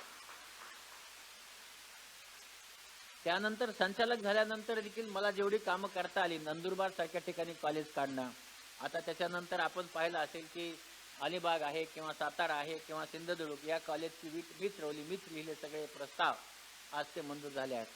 आणि म्हणून त्याचबरोबर PG, आपल्याकडे ज्या PGची संख्या कमी होती, जवळपास दुप्पट आमच्या काळात आम्हाला करता आली. या सगळ्या गोष्टी आपण जेव्हा एखाद्या खुर्चीत बसतो तेव्हा करता येतात. आणि जिथं जिथं मी गेलो त्या करण्याचा मी प्रयत्न केला आहे. हे काम करत असताना मी गेली 12 वर्षामध्ये नेत्र विभागाचं काम सोडलेलं नाही आहे. मी रोज सकाळी जेव्हा जायचो 10:30 11च्या आत कोणी येत नाही मंत्रालयात, म्हणून मी 7 ते 10:30 ऑपरेशन करायचो. रोज सकाळी 7ला ऑपरेशन सुरू, 10:30ला बंद, पुन्हा लगेच खुर्ची संचालक. पण सकाळी जर मी 3 तास ऑपरेशन केले नाही तर संचालक होऊ शकत नाही, कारण आपलं हे इकडे सगळं इन्स्पिरेशन आहे. तिकडे काय सगळेच वरचे शिव्या घालतात, खालचे काम झालं नाही ते शिव्या घालतात, नुसत्या शिव्या खायचं काम करावं लागतं ॲडमिनिस्ट्रेशनमध्ये. ते मी केलं. पण आता मात्र पुन्हा मी रिटायर होऊन आता मी फार खुश आहे, कारण मी आता 12-14 तास फक्त डोळ्याचे ऑपरेशन करतो, मी काही बाकी करत नाही. आणि असंच मी रुग्णालय एक सुरू केलं आहे. मी एक डायलिसिस सेंटर सुरू केलं आहे मुरुड जंजिऱ्याला, कारण तिथं कुठलं डायलिसिस सेंटर नव्हतं, त्याला 3 वर्ष झाले. आंबेजोगाईला पण मी चॅरिटी रुग्णालय सुरू केलं आहे. मुंबईत मात्र मी चॅरिटी रुग्णालय करणार नाही. त्याचं कारण असं आहे की मुंबईत खूप पैसे आहेत आणि त्यामुळे गरिबांना बाहेर जावे म्हणून मी इथं खाजगी रुग्णालय सुरू करणार आहे. आणि तेही आता सिद्धिविनायकच्या समोर एक जागा किरायाने घेऊन थोडे दिवसात मी तिथे रुग्णालय सुरू करेल. कारण बऱ्याचशा लोकांना माझ्याकडे गर्दी आहे म्हणून येत नाही, आणि गर्दी खूप आहे, 500 लोकांची गर्दी असते, आणि त्यांच्यासाठी ते सुरू करतोय. आणि जे काही ऑपरेशन करतो आपण, थकवा, रोज ऑपरेशन करतो, सकाळी हे पेशंट पाहतो, ते माझ्याकडे येतात. आपण पाहतो वृद्ध माणसं, माझ्याकडे येणारी माणसं कोण आहेत? वृद्ध, ज्यांना कोणीही विचारत नाही तेव्हा ते माझ्याकडे येतात. आणि मग त्यांची ती सगळी खडबड झालेली हातं, मग ती सगळी सकाळी लगेच गालावर फिरवायला सुरू करतात. का? दृष्टी आलेली असते. त्या वृद्ध माणसाचा, आईचा हसरा चेहरा मला रोज दिसतो, आणि मग सकाळीच एनर्जी येते दिवसभर काम करायचं. काही दुखत नाही, घरी गेल्यास दुखतं, आणि काम करतायत. आणि म्हणून चांगल्या कामाचे आशीर्वाद नक्की असतात, हे मी अनुभवाने सांगू शकतो. कारण 95 मध्ये जेव्हा माझं किडनीचं ऑपरेशन केलं बॉम्बे हॉस्पिटलच्या डॉक्टरांनी मला सांगितलं होतं की तुम्ही 1 वर्ष जगणार आहात, LIC काढा. मी काढली. 43,000 रुपयाची LIC, तेव्हा माझा 7,000 पगार होता. 1च वर्ष काढायची आहे. पुढच्या वेळेस गेलो डॉक्टरला, म्हणलं अरे मी आणखी जरा काय झालं नाही, आणखी एवढ्याच वर्ष भरामध्ये पुढच्या वर्षी भरायची नाही. छान झालं, मग भरू एवढे वेळेस. कारण बायकोला 25 लाख रुपये मिळतील, 2 लेकरं सांभाळेल बायको. पण तसं काही झालं नाही. मी 27 वर्ष जिवंत आहे. LIC मिळाली, मुलीच्या लग्नाला कामाला आली, का नाही गेलो. आईने मला येऊन किडनी दिली. ती 86 वर्षाची आहे. किडनी देताना तिने सांगितलंय, भूल दे मला, माझी एक किडनी काढ, दुसरी असेल तरी काढून घे, पण माझा तात्या वाचला पाहिजे. हे आशीर्वाद आई, फक्त हे आई करू शकते. त्याच्यानंतर मी आतापर्यंत तुम्हाला सांगितलं 1,62,000 लोकांचे मोफत ऑपरेशन केलं. प्रत्येक माणसाकडे एक पुण्याचा संच असतो. आपण त्याच्या कामाला आलो की तो जाताना आपला आशीर्वाद देऊन जातो. आणि म्हणून हे जे 1,60,000 लोकांचे आशीर्वाद आणि आईचे आशीर्वाद, विज्ञानाच्या पलीकडे जाऊन काम करून मला किडनी बदलल्यास 27 वर्ष जिवंत ठेवलं. आणि म्हणून आशीर्वाद असतातच, लक्षात ठेवा. आणि म्हणून चांगलं काम केले की नक्की आशीर्वाद मिळतात. आपण ते घेतले पाहिजे. आणि म्हणून जसं गौतमराव म्हटले की मी नेहमी डॉक्टर, आता कुलकर्णी आले तिथे आमच्या डोळ्याचे डॉक्टर, मी नेहमी डॉक्टरांना सांगतो खूप चांगलं काम करा, पण महिन्यात 2 ऑपरेशन मोफत करा. सगळ्याचे पैसे घ्या, दोघांचे घेऊ नका. का? त्याचे आशीर्वाद घ्या. त्याची किंमत नसते. आशीर्वाद एवढे मोठे असतात की त्याची पैशात किंमतच करता येत नाही. आणि म्हणून आपण सामाजिक काम करताय, त्यामुळे आपलं खूप चांगलं काम आहे. मला तसं त्यांनी 20 मिनिटं बोलायला सांगितलं. मी आहे प्राध्यापक, मला 45 मिनिटं बोलल्याशिवाय घंटी वाजत नाही. पण मला एवढा वेळ तुम्हाला तर मी तुम्हाला सांगतो, मी डोळ्याचा डॉक्टर आहे, नवीन पद्मश्री झालो. आणि मग मला सांगा, जसं आता गौतमरावांनी सांगितलं GDP, तुम्हाला GDP सांगतो मी. आता आपण पाहिलं असेल कोरोना काळामध्ये की आपल्याकडे फक्त जर 13-14चा विचार केला तर 1.15% GDP हा हेल्थवर खर्च व्हायचा. 18 पर्यंत आलो तर 1.35 झाला. पण काय झालं, 1.15 हा 23,000 होता, तिकडे आल्यास 20,000 झाला. म्हणजे जरी 1.35 झाला तर पैशात कमी होत गेला. आणि त्यामुळे आपल्या सगळ्या अडचणी निर्माण झाल्या. हेल्थ सारख्या ह्याच्यावर मला असं वाटतं की कमीत कमी 6.5-7% तरी GDP आपल्यासारख्या म्हणजे डेव्हलपिंग कंट्रीमध्ये खर्च होणं गरजेचं आहे. ज्यामुळे ज्यांना म्हणजे जे पैसे देऊ शकत नाहीत त्यांची सोय होईल, ती यावेळेस निश्चित केली. आणि तुम्हाला निश्चित सांगतो की यावेळेस माननीय मुख्यमंत्री महोदयांनी त्यांनी जे द्रष्टेपणाने कोविड हाताळला, तेवढा चांगला कोविड जगात कोणी हाताळला नाही. त्यांनी तुम्हाला सांगतो खूप चांगला त्यांनी हाताळलेला आहे. आणि जसं मी सांगितलं की पद्मश्री झाल्यानंतर 8 मध्ये झालो की लोक लगेच यायला लागले भाषण करायला या म्हणून.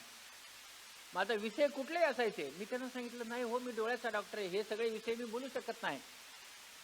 पण त्यांना असं वाटलं पद्मश्री झाला सगळं नॉलेज कसं येईल, पण तरी लोक बोलवायचे. मग सुरुवातीच्या भाषणात चुका होऊन जायच्या, आता होत नाहीत. आता मी एकदम सराई, पुढे लक्षात ठेवा तुम्ही. आणि मग त्या काळामध्ये मला बोलवलं, वसंत व्याख्यानमाला नावाची दादरची व्याख्यानमाला, तिथे बोलवलं. खाली आजी बसल्या होत्या, त्या उठल्या आणि आता मुंबई ना, आता लिहून दिलं, डोळे नेहमीसाठी चांगले करण्यासाठी, चांगले ठेवण्यासाठी काय उपाय करावेत. कठीण, असं नेहमीसाठी डोळे चांगले राहतीलच कसे. तर मी आता थोडं गुंडाळच म्हणा ना, त्यांना सांगितले की हो आपण डोळे थंड पाण्याने धुवा, डोळे चांगले राहतात. हा काय नाही, गुंडाळण्याचा आन्सर आहे. काय असं काय डोक्यात आलं, कसं चांगलं सांगू शकतो मनुष्य, एकदाच डोळे चांगले ठेवायचं कसं सांगू शकतो. पण पहा, आता पार्लेकर किती हुशार आहेत मला माहित नाही, पण मुंबईकर किती हुशार आहेत सांगतो. ते दुसऱ्या दिवशी नवाकाळने लिहून टाकलं, डोळे नेहमी चांगले ठेवण्यासाठी थंड पाण्याने धुवा, इथे डॉक्टर लहाने, आणि खाली डॉक्टर लहानेचा फोन नंबर. झालं. मग ते 2-4 दिवस काही नाही आलं मला, पुन्हा लगेच फोन यायला सुरू झाला, आपण तात्याराव लहाने का? म्हणलं हो. काम संपलेले, डबा गेलेला फ्री आया सगळ्या. मग ते थंड पाणी फ्रीजर मध्ये ठेवायचं का फ्रीजरच्या खाली ठेवायचं, म्हणजे कठीणच आहे. पुन्हा फोन यायचा, ते त्याचं तापमान किती ठेवायचं.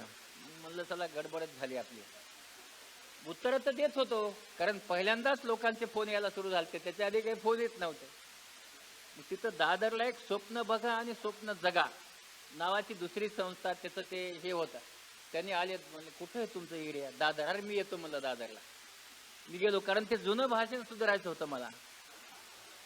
ते म्हणजे पुन्हा येऊ नये ना फोन. मग तिथं गेलो मी आणि मग मी त्यांना सांगितलं, म्हात्रे होते त्यावेळेस IBMचे.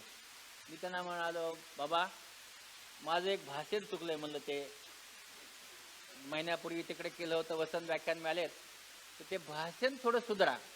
तर खाली म्हात्रे बसला, काय रे कशाचं चुकलंय तुझं? मी म्हणलं, महेश की ते भाषण करताना मी असं सांगितलंय की थंड पाण्याने डोळे धुवा, ते चुकलं म्हणलं माझं. तर सगळ्यांना हात जोडून विनंती आहे, ते बदला आणि मुंबईच्या नळाच्या पाण्याने डोळे धुवा. म्हणजे मग काय की मला कोणी फोन करणार नाही ना. मी आवाज भेडे हात खुश झालो. पण ते माझं खुश फक्त 2-4 दिवसच राहिलं. पुन्हा फोन यायला सुरू झाले, मुंबईच्या नळाच्या पाण्याने धुवायचे. म्हणलं हो. ते पाणी सप्पा मारायचं का हळूहळू मारायचं? कठीणच. पुन्हा फोन यायचा, ते डोळे उघडून मारायचं का डोळे झाकून मारायचं? म्हणजे भाषण करत असताना माणूस कशा चुका करतो हे मी पाहिलं. त्याच्यानंतर मात्र मी असं काही कुठं ॲडव्हाइस करीत नाही, कारण ॲडव्हाइस केल्यास त्याची उत्तरं देत बसावं लागतात. आणि म्हणून तुम्ही हे दोन्हीही करू नका. नळाचं पाणी नको आणि थंड पाणी नको. डोळे आहेत ते चांगले आहेत, नैसर्गिक डोळे चांगले असतात. तर तुम्हाला सांगतो की माणूस जेव्हा एखाद्या ठिकाणी बसतो, मोठा होतो, त्याला त्याच्या खूप अडचणी असतात आणि त्या अडचणीतून त्याला पुढे जायचं असतं. पण एवढं निश्चित आहे की आपण जर ठरवलं की आपल्याला काम करायचं आहे, मी नेहमी सांगत असतो, आपली रेस वाढवा, दुसऱ्याच्या रेसच्या मागं लागू नका. आपली रेस आपण जर वाढवली तर आपण नक्कीच यशस्वी होतो. मी डोळ्याचा डॉक्टर आहे म्हणून 2-3 गोष्टी सांगून माझं भाषण संपवतो. एक असं आहे की डोळे स्वतः पाहत नाहीत, डोळे फोटो काढतात आणि इथं आपला दिसत आहे. तर इथपर्यंत जे घेऊन जायचं काम करतं ते अजीवनसत्व काम करतं. आणि म्हणून गाजर, पपई, शेवग्याची शेंग आणि हिरव्या भाज्या आपल्या डोळ्यासाठी चांगल्या असतात, त्या आपण घ्याव्यात. आता असं सांगितल्यानंतर बऱ्याचशा वहिन्या बसल्यात.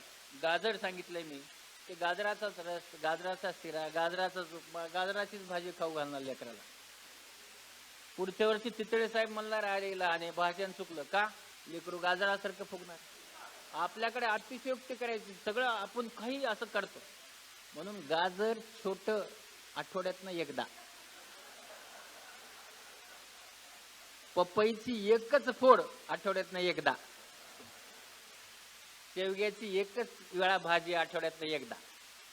असं नसता पुन्हा पार्ले करायचे, पुन्हा मला फोन यायला सुरू व्हायचे. त्यांनी आपले डोळे चांगले राहतात. डोळ्यामध्ये कुठलंही औषध टाकू नये. आजार असेल तर टाकावं. गुलाब पाणी टाकणं चुकीचं आहे, कारण आपल्या डोळ्यात टिअर फिल्म येते, त्याच्यात 3 प्रकारच्या लेयर्स असतात. असं पाणी टाकल्याने, गुलाब पाणी टाकल्याने ते लेयर खराब होतात. हां, डोळे निश्चित सांभाळावे. मधुमेहामध्ये आता आपल्या भारत देशात 12% लोक आंधळे होत चाललेले आहेत. आणि म्हणून मधुमेह सांभाळावा. कसा? व्यायाम करावा रोज. व्यायाम करण्याने आपले डोळे खराब होत नाहीत. मधुमेह प्रत्येक 6 महिन्यांनी डोळ्याच्या डॉक्टरला दाखवून घ्यावा. आणि मधुमेह नुसताच आपल्याकडे, आता तुम्ही तर सगळे हुशार आहात, पण मी जेव्हा खेड्यात जातो तेव्हा मधुमेह खूप चांगला सांभाळतात. ते अतिशय हुशार लोक आहेत. ते काय करतात? गुलाबजामुन खातात, त्याच्यानंतर आईस्क्रीम खातात, त्याच्यानंतर काय म्हणूया सगळंच खातात. ते पेढे खातात आणि अर्धी गोळी जास्त खातात. हे बघा, डोळे खराब व्हायचं कारण आहे साखरेचं अनियमित प्रमाण. म्हणजे एकदा 400, एकदा 100. जर वरची साखर खाल्ली तर प्रमाण एकदम 400 होऊन जातं. बरोबर आहे. आणि त्यामुळे तशी साखर न खाता आपल्या शरीरात आपण जे काही साखर खातो ती कमी जास्त होत नाही. थोडी जास्त राहिली तरी चालतं. आणि म्हणून अशा प्रकारे करू नये. त्याचं कारण असं का, मी एकदा माझे डायरेक्टर होते, माझे डायरेक्टर अगोदरचे, त्यांच्यावर एका लग्नात गेलो. लग्नात गेल्यानंतर ते आईस्क्रीमवाला आला. ते म्हणे आईस्क्रीम घ्या. त्यांनी घेतलं. मी म्हणलं सर तुम्हाला डायबिटीज आहे. म्हणजे तुला कधीपासून आहे? म्हणलं गत वर्षी झाला. तुझा नवीन आहे म्हणले, तुला खाता येत नाही. मी खाऊ शकतो का? 20 वर्ष जुना आहे म्हणले मला. तर मी म्हणलं 20 वर्षात तर डोळा खराब होतो, असं करू नका. म्हणजे हे करणं योग्य नाही, पण ते करतात. हे आपण सांभाळलं पाहिजे, वेळेवर आपण सांभाळलं पाहिजे. 40 वर्षानंतर सगळ्यांनी डोळे जे आहेत चष्म्याचे नंबर हे काढून घेताना डॉक्टरकडून काढून घ्या. त्याचं कारण आहे, कारण त्याला काही काचबिंदू झालाय का नाही किंवा त्याला काही आजार आहे का हे ते बघतात. म्हणून आपण वर्षातनं एकदा आपण ते डॉक्टरला दाखवलं पाहिजे. त्याच्यामुळं आपल्या डोळ्याला कुठलेही आजार होणार नाहीत. कारण वृद्धपणी अंध झाल्यानंतर फार अडचण निर्माण होते. आपण या वयात सांभाळलं तर पुढे चालून ती काही अडचण निर्माण होत नाही. आणि आपण जर आपल्या डोळ्याची काळजी घेत असताना, सध्या मोबाईल नावाचा माणूस आपल्याकडे आलेला आहे, आपल्या मुलांना देऊ नका. 6 वर्षापर्यंतच्या खालच्या मुलांना त्याच्यामुळं डोळे कोरडे पडतात आणि मायनस नंबर लागतो, मायेप. त्यामुळे थोडे दिवस देऊ नका, त्यांना द्या ना, टॅब वगैरे द्या. आपण सगळ्यांनी देखील मोबाईल नक्की वापरा, पण अंधारात वापरू नका, है ना. कारण आपलं काय झालं, आता घरात गेलो की 4 लोक 4 ठिकाणी बसतात घरात, कुणी कुणाला बोलत नाही आणि बाहेरच्या लोकांना बोलतात, घरच्यांना संवादच नाही. ते मी व्हॉट्सअपमधला एक जोक सांगतो आणि मग माझ्या भाषणाचं शेवट करतो. त्याच्यात त्याने असं लिहिलं होतं की 2 नवरा बायको जेवायला बसले, व्हॉट्सअप जोक आहे. मग नवरा बायकोला व्हॉट्सअप करतो, अरे माझ्या ताटातली भाजी संपली. कुठून? वरून खाली बोलतो तो, ताटावर बसलाय. ती म्हणते बघ ना वाढली आहे. कशावर? व्हॉट्सअपवर. तर हे नका करू. आपला संवाद चांगला झाला पाहिजे. आणि म्हणून आपण सगळ्यांनी हे जे चांगलं काम चालू आहे, तर ठाकूर साहेब, चितळे साहेब जे चांगलं काम करतात, एकदा लोकमान्य सेवा संघासाठी टाळ्या वाजवूया. मी टाळ्या वाजवायचं नेहमी सांगत असतो माझ्या भाषणात. ज्यांनी कुणी ऐकलं असेल त्याचं कारण असं आहे, टाळ्या वाजवायला कोण सांगतं? एक, मी शेवटी बोलतो, पद्मश्री आहे, सगळे लोक झोपलेले असतात. मग आता त्यांना उठवायचं कसं? कारण जात नाही ना मेंदूत. त्याच्या आधी सगळे बोलले ना, मला शेवटी. आज चितळे साहेब शेवटी आहेत, मला आनंद झाला. मला नाही तर तुम्हीच शेवटी. म्हणजे त्यांचं भाषण तुमच्या डोक्यात घुसावं म्हणून मी तुम्हाला टाळ्या वाजवायला सांगितलं. का? टाळ्या कोण वाजवायला सांगतं? टाळ्या आपलं हृदय नाही सांगत, हात नाही सांगत, तर आपला मेंदू सांगतो.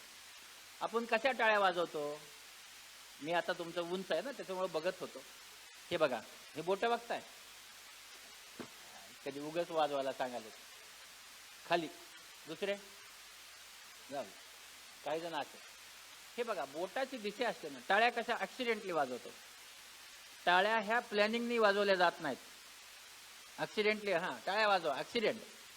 मग त्यावेळेस आपल्या मेंदूची ठेवण काय, आपल्या मेंदूचा कन्सेप्ट काय, हा बाहेर येतो.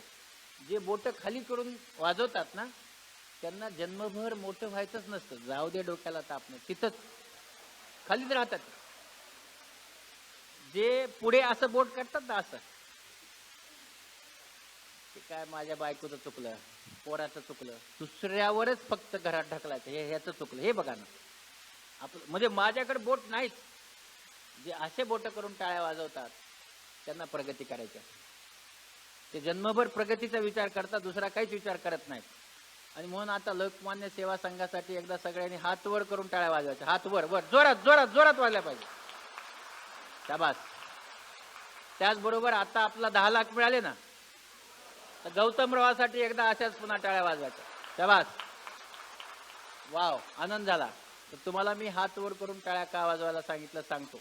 त्याचं कारण असं आहे की जेव्हा आपण हात वर करतो ना, आपली छाती आहे ना, याच्यावरचं दडपण निघून जातं. शिकलेली माणसं आहात तुम्ही सगळे.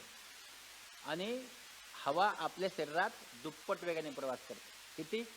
20% ऑक्सिजन 40% होतो. तो आपल्या पेशीत जातो सगळ्या. आणि म्हणून शाळेमध्ये हे शिकवतात सगळं. आणि असा पेशीत गेला तर ह्या व्यायामाने आपलं आयुष्य वाढत असतं. 1 मिनिट टाळी वाजवली अशी वर करून तर 1 दिवसाचं आयुष्य वाढतं. मी तुम्हाला 2 वेळेस वाजवायला सांगितलं. विचार करा की आज लोकमान्य सेवा संघाच्या 100व्या वर्षात सुरू होत असताना तुमचं 2 दिवसाने आयुष्य वाढवलं. बरोबर आहे. 3ऱ्या दिवशी एकदा वाढवून घ्या. जय हिंद, जय महाराष्ट्र. थँक्यू.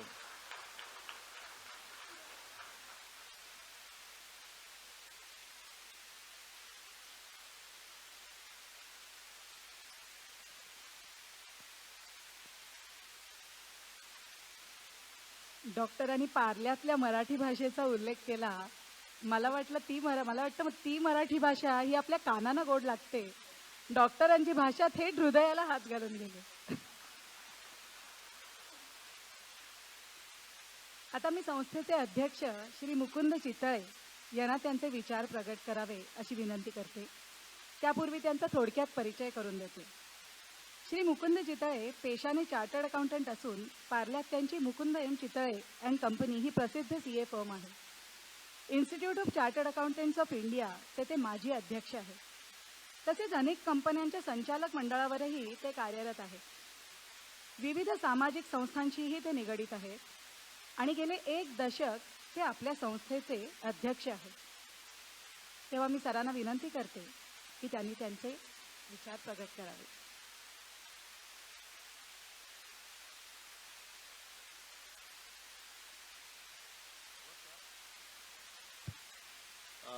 नमस्कार.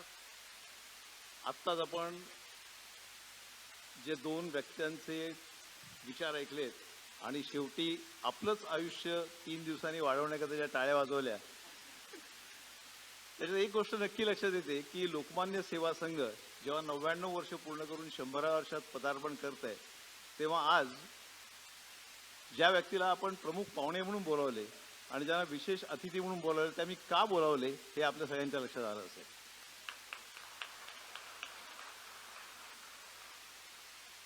11 मार्च 1923 इथपासून संस्था काम करत आहे, वेगवेगळ्या क्षेत्रात काम करत आहे. ते काम आणि त्याचा उल्लेख परत मी करणार नाही. फक्त एक ह्याच्या पुढे 100 वर्ष काय आणि त्याच्यात आपण काय करू शकतो या विचारावर आपण थोडासा जे काय माझ्या डोक्यात झालं ते विचार मांडण्याचा प्रयत्न करेन. आता आपण ज्या 2 हातांनी वर टाळ्या करून वाजवल्या, तर एक लक्षात आलं असतं की आपण जर एकच हात वर केला आणि तुम्हाला म्हटलं टाळ्या वाजवा, तर टाळी वाजेल का? तर नाही वाजणार. दुसरा हात जेव्हा वर जातो तेव्हा टाळी वाजते. आणि त्यामुळे जेव्हा सामाजिक काम आपण करतो तेव्हा नुसती संस्था उभी करून चालत नाही, त्या संस्थेबरोबर काम करायला माणसं लागतात आणि आपण सगळी माणसं आमच्याबरोबर आहात. त्यामुळे 2 हात वर जाऊन टाळ्या वाजतात, हे पहिलं आपल्या लक्षात यायला पाहिजे. आणि हे डॉक्टरांनी इतक्या छानपणे आपल्याला सांगितलं की आपण सगळे एकत्र या तर आपण नक्की काम कराल. मला वाटतं गेल्या 99 वर्षात टिळक मंदिर या संस्थेने जे काय काम केलं त्यात ही पहिली गोष्ट केली. आपण नुसती पुढाऱ्यांची नावं नको घेऊया, कारण महात्मा गांधींपासून आज मोदींपर्यंत सर्व माणसं ज्या ज्या क्षेत्रात मान्यवर आहेत ती सगळी आमच्याकडे आलेली आहेत. पण ही माणसं काय येतात? कारण त्यांना संस्थेचं महत्त्व पटतं. त्यांना कळतं की ही संस्था सामान्य माणसासाठी काम करते, ज्यांना कुठलाही रंग रूप कलर नाही, पण लोकांसाठी काम करणारी संस्था. आणि त्यामुळे या संस्थेचं जर कोणाला बोलावलं तर अशी माणसं प्रेमाने येतात. 2020 साली जेव्हा मोदी आले तेव्हा अक्षरशः आपणहून आलेली ती व्यक्ती होती. इथे गणपतीला 100 वर्ष पूर्ण होणार म्हणून मोदींकडनं पंतप्रधान कार्यालयाचा फोन आला की मला या ठिकाणी गणपतीचं दर्शन घ्यायला यायचं आहे. मला वाटतं संस्थेचं जे महत्त्व असतं ते अशा व्यक्तींच्या येण्याने आणखीन महत्त्व वाढतं. आणि हे महत्त्व कशामुळे येतं तर गेल्या 100 वर्षात किंवा 99 वर्षात ज्या ज्या कार्यकर्त्यांनी काम केलं त्याच्यामुळे महत्त्व वाढतं. आणि माझं नशीब एवढंच आहे की या अशा वर्षात मला इथे अध्यक्ष म्हणून काम करायची संधी मिळाली. याच्या पुढेचा विचार केला तर काय म्हणता येईल की आपण जेव्हा म्हणतो की व्यक्ती शैक्षणिक, सामाजिक, शारीरिक आणि सांस्कृतिक 4 जर त्याच्या वेगवेगळ्या या घेतल्या तर यातलं ज्याला शैक्षणिक म्हणता येईल, या शैक्षणिक क्षेत्रात काम करणारी पार्ल्यातली मुख्य संस्था म्हणजे पार्ले टिळक विद्यालय. परंतु बाकी जर गोष्टी घेतल्या सामाजिक, सांस्कृतिक आणि शारीरिक, तर या तिन्ही क्षेत्रात चांगल्यापैकी काम करण्याचा प्रयत्न करणारी अशी एक संस्था असं मी नक्कीच लोकमान्य सेवा संघाला म्हणेन. मी प्रयत्न अशा करता म्हणतो की जेव्हा एखाद्या संस्थेला वाटायला लागलं की आमचं काम सर्वात चांगलं झालं, याचा अर्थ ती संस्था याच्यापुढे काम करू शकणार नाही हे नक्की लक्षात घ्यावं.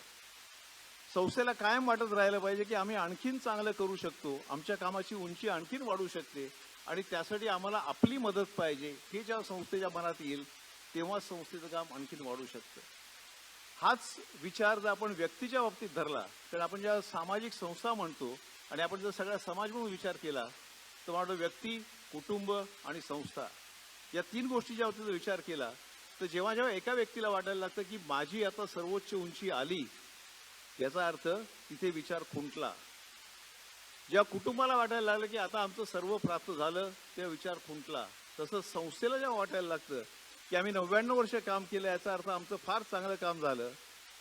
जसं पाठीवर शाबासकीचा हात पाहिजे, त्याचप्रमाणे पुढे लढत राहा, पुढे जात जा, असं सांगणारा समाजाचा पण हात पाहिजे. मला वाटतं आजचा कार्यक्रम हा समाजाने तो हात आमच्या पाठीवर द्यावा आणि जसं म्हणतात की पुढे लढत राहा, आम्ही तुझ्याबरोबर राहू, असं सांगावं, यासाठी आजचा कार्यक्रम आहे. पुढल्या 100 वर्षाचा विचार केला तर आज ज्या क्षेत्रात सामाजिक संस्था काम करतात आणि ज्या पद्धतीने काम करतात त्याच्याबद्दल थोडासा विचार केला तर गेल्या 99 वर्षात जशी लोक आपला वेळ प्रचंड देऊन काम करायची, तसं येणारे कार्यकर्ते हळूहळू कमी होत चालले. माझ्यासमोर इतकी विद्वान माणसं आणि इतक्या कार्यक्षेत्रात काम केलेली माणसं बसलेली आहेत की या सगळ्यांना मला बघून कळतं की अशी माणसं अजून 10 वर्षात मिळणं पण कठीण आहे. 100 वर्ष तर सोडून द्या. डॉक्टर लहाने आज ज्याप्रमाणे ऑपरेशन्स करतात त्याप्रमाणे दुसरे डॉक्टर लहाने याच्या पुढचे 20 वर्ष आणखीन कोणी मिळतील की नाही खात्री नाही मला. हे बोलताना निगेटिव्हिटी नाहीये, परंतु आजच्या समाजाचा विचार केला तर ही प्रत्यक्ष परिस्थिती आहे. जर लक्षात घेतलं तर याच्यापुढे सामाजिक संस्थांनी काय केलं पाहिजे, म्हणून याच्यावर विचार अतिशय आवश्यक आहे. समाजाची गरज कमी होत नाहीये, पण काम करण्याच्या पद्धती बदलत आहेत. व्यक्ती म्हणून अपेक्षा भरपूर वाढत आहेत, पण त्या अपेक्षा पूर्ण करण्याकरता मी काय करेन किंवा माझं यात योगदान किती आहे, हा विचार हळूहळू कमी होत जातोय. हा विचार वाढावा असा प्रयत्न करावा. हा प्रयत्न लोकमान्य सेवा संघ नक्की करत राहील. आपल्या विचारातल्या आपल्या दिवसातला 5% वेळ तरी समाजासाठी द्यावा, ही कायम विनंती राहील. आणि ही विनंती घेऊन वेगवेगळ्या लोकांना आपल्यासमोर आणणं, हे काम लोकमान्य सेवा संघ नक्की करत राहील. हे सगळं बोलताना आपण सगळे घरातनं बाहेर पडतो, आपण वेगवेगळी कामं करतो. आपण हे सगळं का करतो याचा जर विचार केला तर तिथे मला आर्य चाणक्य यांचं एक चांगलं सुभाषित लक्षात येतं. सुखस्य मूलम धर्मः, धर्मस्य मूलम अर्थ, अर्थस्य मूलम राज्यम, राज्य मूलम इंद्रिय जयः. सुख किंवा समाधान हे मिळवायचं असेल तर आपापला धर्म पाळला पाहिजे. इथे धर्म म्हणजे जाती पंथ नाही, आपला व्यवसाय. डॉक्टर लहाने डॉक्टर आहेत, गौतम ठाकूर बँकिंग करतात, त्यांचा व्यवसाय ते अतिशय छानपणे करतात. तेव्हा त्यांना समाधान मिळतं, तेव्हा त्यांना सुख मिळतं. हा धर्म जर नीट करायचा असेल तर अर्थ पण आलंच पाहिजे. अर्थ या विषयावर नॉर्मली आपल्या समाजात बोलताना अतिशय दुय्यम भावनेने बोललं जातं, जणू काही अर्थाची आवश्यकता नसते. पण अर्थाशिवाय काही गोष्ट होत नाही, हे मान्य केलं पाहिजे. आणि हे चाणक्य यांनी तेव्हा सांगितलेलं आहे. पुढचं त्याच्याहून महत्वाचं आहे, अर्थस्य मूलम राज्यम. तिचा अर्थ पाहिजे असेल तर राज्य. याचा अर्थ फक्त पक्ष असा नाही, पण तुम्ही ज्या क्षेत्रात असाल त्या क्षेत्रात उंची गाठा, तुम्ही सर्वश्रेष्ठ व्हा, तुम्ही नंबर 1 घ्या, तर तुमचं राज्य असेल. त्या अर्थाने बघितलं तर लोकमान्य सेवा संघ राज्य करायचं असेल तर काय, सामाजिक, शैक्षणिक आणि सांस्कृतिक ज्या गोष्टीत सर्वात चांगलं कामही करण्याचा प्रयत्न करू, असं म्हटलं त्याला राज्य म्हणायला हरकत नाही. परंतु ज्यांना राज्य करायचं असेल त्यांना राज्य मूलम इंद्रिय जयः, म्हणजे ज्यासाठी तुम्ही काम करता त्यांच्या भावना काय आहेत त्या भावना समजून घेऊन त्याची पूर्तता करण्यासाठी प्रयत्न करणं, हा राज्य मूलम इंद्रिय जय आहे. हा जो विचार आर्य चाणक्यांनी म्हटलाय तो मला वाटतं सर्वकालीन विचार आहे. आणि तो विचार घेऊन जर ही संस्था पुढे जात राहिली तर मला खात्री आहे की ह्या संस्थेला पुढली 99 वर्ष, जसं आपण आता बरेच लोकांचे विचार ऐकले, सगळ्यांची नावं घेत नाही, पण शेवटी सचिन तेंडुलकरनी म्हटलं की सेंचुरी 1 झाल्यानंतर लोक बघतात की दुसरी सेंचुरी कशी होईल. मला वाटतं लोकमान्य सेवा संघ आजच्या या टप्प्याला आणि पुढले 12 महिने हा विचार नक्की करत राहील की आम्ही पुढली सेंचुरी, आणि आम्ही म्हणजे व्यक्ती नव्हेत, व्यक्ती येतात आणि जातात, माणसांना मिळालेलं पद हे टेम्पररी आहे, माणूस महत्वाचा नाही, संस्था महत्वाची आहे. त्यामुळे ही संस्था पुढे जाऊन कशा प्रकारे काम करत राहील त्यासाठी आम्ही काय विचार देऊ आणि तो विचार घेऊन आम्ही कशा प्रकारे काम करत राहू, हा जर आम्ही विचार केला तर मला वाटतं ज्या 1923 साली ज्या महान लोकांनी हे छोटं रोप लावलं, हा जो वटवृक्ष वाढवला, ही जी संख्या मोठी केली, त्याचं आम्ही काहीतरी ऋण फेडल्याचं आम्हाला समाधान मिळेल. आणि आपण हे सगळं का करतो तर त्यातनं आपल्याला समाधान मिळतं म्हणून करतो, कोणीतरी सांगितलं म्हणून नाही. जसं डॉक्टर लहाने म्हणले की मी घरी गेल्यानंतर मला किती वाजता गेलो तरी घरातले लोक जे काय असेल ते प्रमाणे देतात. बऱ्याचशा घरी गेला लष्करच्या भाकऱ्या वाजायला. लष्करची भाकरी वाजणं जी आहे तर कोणीच जर लष्करच्या भाकऱ्या नाही भाजल्या तर लष्कर चालणार आहे कसं? मराठीतल्या काही म्हणी चांगल्या आहेत, पण काही म्हणी थोड्या विचित्र आहेत. लष्करच्या भाकऱ्या भाजणं ही म्हण ज्या प्रकारे वापरली जाते त्याच्यात लष्कराबरोबर पण आपण काहीतरी वेगळा विचार करतोय हे आपल्या डोक्यात काय येत नाही. आणि म्हणून अशा लष्करच्या भाकऱ्या भाजणं आवश्यक आहे. मी किती भाकऱ्या भाजतोय, निदान मी 2 तरी भाकऱ्या रोज भाजतो की नाही, हा जर विचार केला तर मला वाटतं लोकमान्य सेवा संघाची 100री जी सुरू होतीये आणि पुढली 100 वर्ष आपल्याला जायचे, त्यासाठी आपलं काहीतरी योगदान आहे असं म्हणता येईल. मला वाटतं आज लोकमान्य सेवा संघाचा अध्यक्ष या नात्याने मी एवढंच म्हणेन की अशा चांगल्या कार्यक्रमाला या 2 व्यक्ती आम्हाला मिळाल्या, अतिशय आनंदाची गोष्ट आहे. त्यांनी जे विचार मांडले ते आम्हाला मार्गदर्शक राहणार आहेत. त्याच्यातनं याच्या पुढच्या कार्याची दिशा कशी राहील ती राहणार आहे. शेवटी फक्त एवढंच म्हणेन की आपण जी भाषा वापरतो, आणि कारण त्यांनी सुरुवातीला थोडा उल्लेख केला पार्ले, लातूर वगैरे, तर भाषा जी असते ती आपल्या मनात आलेले विचार मांडण्यासाठी भाषा असते. त्यातल्या कुठल्याही शब्दाला प्रमाणाबाहेर महत्त्व देऊ नये, त्याच्यात आलेल्या उच्चाराला हेलला महत्त्व देऊ नये, त्याच्यामागे जो विचार आहे त्याला महत्त्व द्यावं. आणि तिथे सुधीर मोग्यांची शब्द या विषयावर एक पूर्ण पुस्तक आहे. त्यातले फक्त 2 कडवी म्हणतो आणि थांबतो. शब्दांना नसते दुःख, शब्दांना नसते सुख, ते वाहतात जे ओझे, जे तुमचे अमुचे असते. मला वाटतं आजचे एवढे चांगले विचार 2 व्यक्तींकडून ऐकल्यानंतर ते काय बोलले हे शब्द लक्षात ठेवण्याच्या ऐवजी त्यांनी काय भावनेने ते विचार मांडले हे जर विचार आम्ही घरी घेऊन गेलो तर मला वाटतं आजच्या कार्यक्रमाला आम्ही का आलो आणि मी उद्यापासून काय करणार आहे हे नक्कीच आपल्या लक्षात राहील. शब्दास भजावे कोणी, शब्दास कोणी निंदावे, शब्दाने म्हटले तरीही शब्दाविण कोठे जावे. जर भावना व्यक्त करायचे शब्द लागतात आणि हे सगळे शब्द आपल्याला ज्या भाषेतनं मिळतात ती भाषा मराठी आहे. ती भाषा व्यवस्थितपणे वापरण्याची आपण आपली संधी जी असते ती घालवू नये. दुसरी भाषा चांगली, पण आमची भाषा पण आम्हाला नीट आली पाहिजे हा प्रयत्न ठेवून जेव्हा आपण प्रयत्न करू आणि वेगवेगळ्या क्षेत्रात काम करू तेव्हा मला खात्री आहे की लोकमान्य सेवा संघ जसं 99 वर्ष करून 100 वर्ष जात आहे, पुढची 100 वर्ष आपल्या सगळ्यांच्या मदतीने आपण करत राहू आणि आपापल्या क्षेत्रात आपण प्रत्येकजण 5% वेळ लष्करच्या भाकऱ्या बांधण्यासाठी देणार आहे असं जर प्रयत्न केला तर मला वाटतं आजच्या दिवसात सार्थक झालं असं म्हणता येईल. धन्यवाद.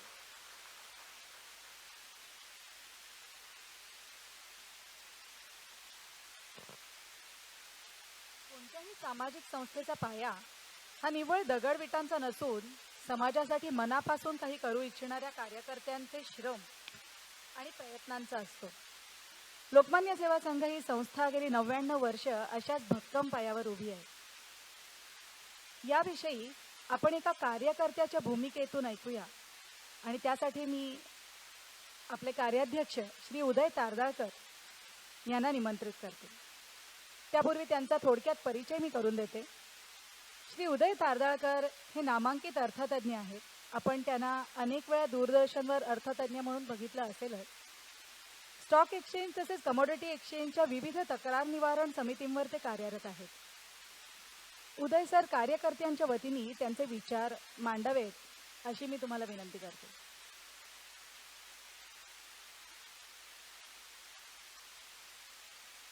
नमस्कार. मंचावरील आपले 2 मुख्य अतिथी डॉक्टर लहाने आणि श्री ठाकूर, आपल्या संस्थेचे अध्यक्ष चितळे साहेब, मला वाटतं तिघांचा आपण जर बघितला तर एकच सूर होता आणि माहीत नाही मी जे काही बोलायचं ठरवलं होतं ते बहुतेक मला कोणी सिलेबस दिलं ॲडव्हान्समध्ये असंच मला वाटायला लागलं आणि त्याप्रमाणे मी बोलणारे, त्याच उद्देशाने बोलणारे आणि त्याच विषयाला धरून बोलणारे. शतक महोत्सव आपण म्हणतो आपल्या संस्थेचा आणि जसा उल्लेख झाला आपल्या सगळ्या संस्थापकांचा जिथे फोटो आपण लावला आहे त्यांनी ज्या प्रेरणेने काम केलं तेच आपण आतापर्यंत या सगळ्या कार्यकर्त्यांनी काम केलं इतके 99 वर्ष. आणि आपण बघितलं तर एक 23 साली संघाची स्थापना झाली, त्यानंतर आपल्याला स्वातंत्र्य मिळालं. आता आपली जेव्हा 100 वर्ष पूर्ण होतात तेव्हा भारताला 75 वर्ष स्वातंत्र्याला पूर्ण होतात. एक वेगवेगळे टप्पे आहेत आणि या सगळ्या टप्प्यामधून जाताना नक्की आपण काय केलं आणि आपण काय करायला पाहिजे असा विषय मी कार्यकर्ता म्हणून माझ्या मनात धरला होता. आणि जसं आपण म्हणतो की त्यामध्ये बरेच मला डोसेस मिळाले ते ऐकताना की काय करायला पाहिजे. आणि अर्थात आपण काही गोष्टींचा जर विचार केला की जी स्फूर्ती घेऊन संस्था आपली इथपर्यंत आली आणि ठाकूर साहेबांनी सांगितलं की खूप बरं वाटलं की फक्त म्हणजे बरं असं वाटलं की आपली संस्था त्याच्यात आहे की फक्त अर्धा ते 1% संस्था या 100 वर्षापर्यंत येतात आणि आपण त्यात आहोत. मला वाटतं त्यासाठी आपण सर्वांनी आपलीच पाठ थोपटून घ्यावी आणि टाळ्या वाजवाव्यात. पण आपण इकडे न थांबता ते 200 वर्ष कसं करायचं याचा पण आपल्याला काहीतरी विचार करावा लागेल. तसं म्हटलं तर आपली संस्था म्हणजे एक ट्रेंड सेटर म्हणून पार्ल्यामध्ये, मुंबईमध्ये, महाराष्ट्रामध्ये बघितली जाते. मग एक शतकात आपण वाचक, श्रोता त्यांची अभिरुची आपण संपन्न केली. आणि असं बघितलं तर एक कोल्हापूरला कलापूर म्हणून म्हणायचे. आता मला वाटतं ते कलापूर पार्ल्या झालंय आणि आपल्या पुढे एवढे कलाकार इथे बसलेत. सर्वश्रेष्ठ आशाताई खाडीलकरांपासून राणी बागुल बरेच कलाकार आहेत. आपण त्यांचे संदेश सुद्धा ऐकले. म्हणजे ती कलापूर हे आता पार्ला झालंय. पण नुसती कला नाही, आपल्याकडे साहित्यिक आणि एकंदरीतच पार्ल्यामध्ये लेखक, नाटककार या सगळ्यांची कर्मभूमी होती. आणि त्या अर्थाने एक लिडरशिप लोकमान्य सेवाकडे आली. जेव्हा आपण म्हणतो की लिडरशिप आली गेल्या 100 वर्षांमध्ये, तर आपण काय साध्य केलं याचा आपण सारासार विचार केला पाहिजे. आणि पुढच्या प्रवासासाठी ही सगळी मूल्य टिकवण्यासाठी आपण स्वतःला वचनबद्ध करणं अत्यंत जरुरीचं आहे. मला वाटतं आपल्या 3 आत्ताच्या वक्त्यांनी आपल्याला हेच सांगितलं. आणि त्यासाठी मी काही लोकमान्य टिळकांच्या गीता रहस्यातले काही रेफरन्सेस आणले आणि सुदैवाने ते आजच्या या प्रसंगाला खूप उचित ठरले की आपण जेव्हा हे बदल करतो, आपण जे म्हणतो, तेव्हा समाजाच्या गरजा पूर्ण करणं खूप महत्त्वाचं आहे. आणि समाजहित, हे डॉक्टर लहाने मगाशी म्हणाले की रिटायर होण्यानंतर समाजहित नाही, आपण कार्यरत असताना समाजहित केलं पाहिजे. आणि त्या दृष्टीने लोकमान्यांचे काय विचार होते आणि लोकमान्यांनी व्यवसाय हा कसा बघितला हे आता मी तुम्हाला पुढे सांगणार आहे. पण खऱ्या अर्थाने मी असं म्हणेन की लोकमान्यांनी पदवी मिळाली त्यांच्या कार्यामुळे. आपल्या संस्थेला हे आपोआप मिळालं कारण त्यांना लोकमान्य मिळाली म्हणून आपली लोकमान्य सेवा संघ. म्हणजे आपली संस्था लोकमान्य आहे का हे आपण कसं ठरवणार ह्याचा पण आपण विचार केला पाहिजे. त्यासाठी मी एक गीता रसातले त्याची एक टिप्पणी केली आहे डॉक्टर मुकुंद दातार यांनी. मला वाटतं गोडबोले साहेबांना माहिती असतील, संत साहित्यिक आहेत ते. तर त्यांनी एक त्रिदल किंवा 3 मानकं सांगितली आणि त्यांनी असं सांगितलं की कुठल्याही गोष्टीचा तात्विक गाभा काय असतो, तर तो असा असावा की समाजाचा कोणताही घटक असो किंवा तो कोणत्याही व्यवसायात गुंतलेला असो, त्याच्या कसोटीचा एकच, त्याच्या व्यवसायाचा समाजा धारणेस आवश्यक आहे का, त्याचा गाभा त्या व्यवसाय समाजाच्या धारणेस आवश्यक आहे का आणि अंतिम हितास पोषक आहे का, हे पण तेवढंच महत्त्व आहे. आणि तो समाज घटक आपला तो व्यवसाय अत्यंत प्रामाणिकपणे आणि कधी समाज हितास बाधक होणार नाही अशा पद्धतीने करत आहे का. मगाशी चितळे साहेबांनी जो उल्लेख केला धर्माचा, म्हणजे कंप्लायन्सच्या दृष्टीने हे काम आपण बरोबर करतोय की नाही. मग ठाकूर साहेब पण ते कंप्लायन्स किती महत्वाचं आहे. आणि त्या दृष्टीने हे 3 मानकं ही त्रिदल त्यांनी जे म्हटलंय, तर त्याच्यातच त्यांनी सांगितलं की भारतीय भगवद्गीतेत सांगितलेल्या आध्यात्मिक सुयशाच्या खचित आध्यात्मिक प्रगतीच्या मार्गाने जात आहे असं लोकमान्यांचे गीता रहस्य सांगते. आणि त्या अनुषंगाने जर आपण विचार केला तर आपण ज्या योजना राबवतो किंवा आपण जे प्रकल्प लोकमान्य सेवात करतो ती समाजाच्या धारणेस आवश्यक आहेत का, समाजाच्या अंतिम हितास ते पोषक आहेत का आणि अत्यंत प्रामाणिकपणे आणि कधीही समाजहितास बाधक होणार नाही अशा पद्धतीने आपण करत आहोत का, हा विचार आपल्या सगळ्या कार्यकर्त्यांनी करायला पाहिजे.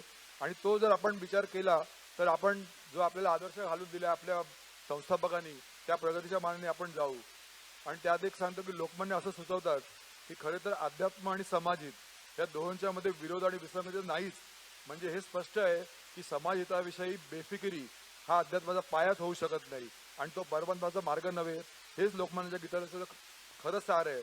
आणि आपण सर्वांनी हीच दृष्टी ठेवली पाहिजे तर खऱ्या अर्थाने आपली संस्था ही लोकमान्य होईल. धन्यवाद.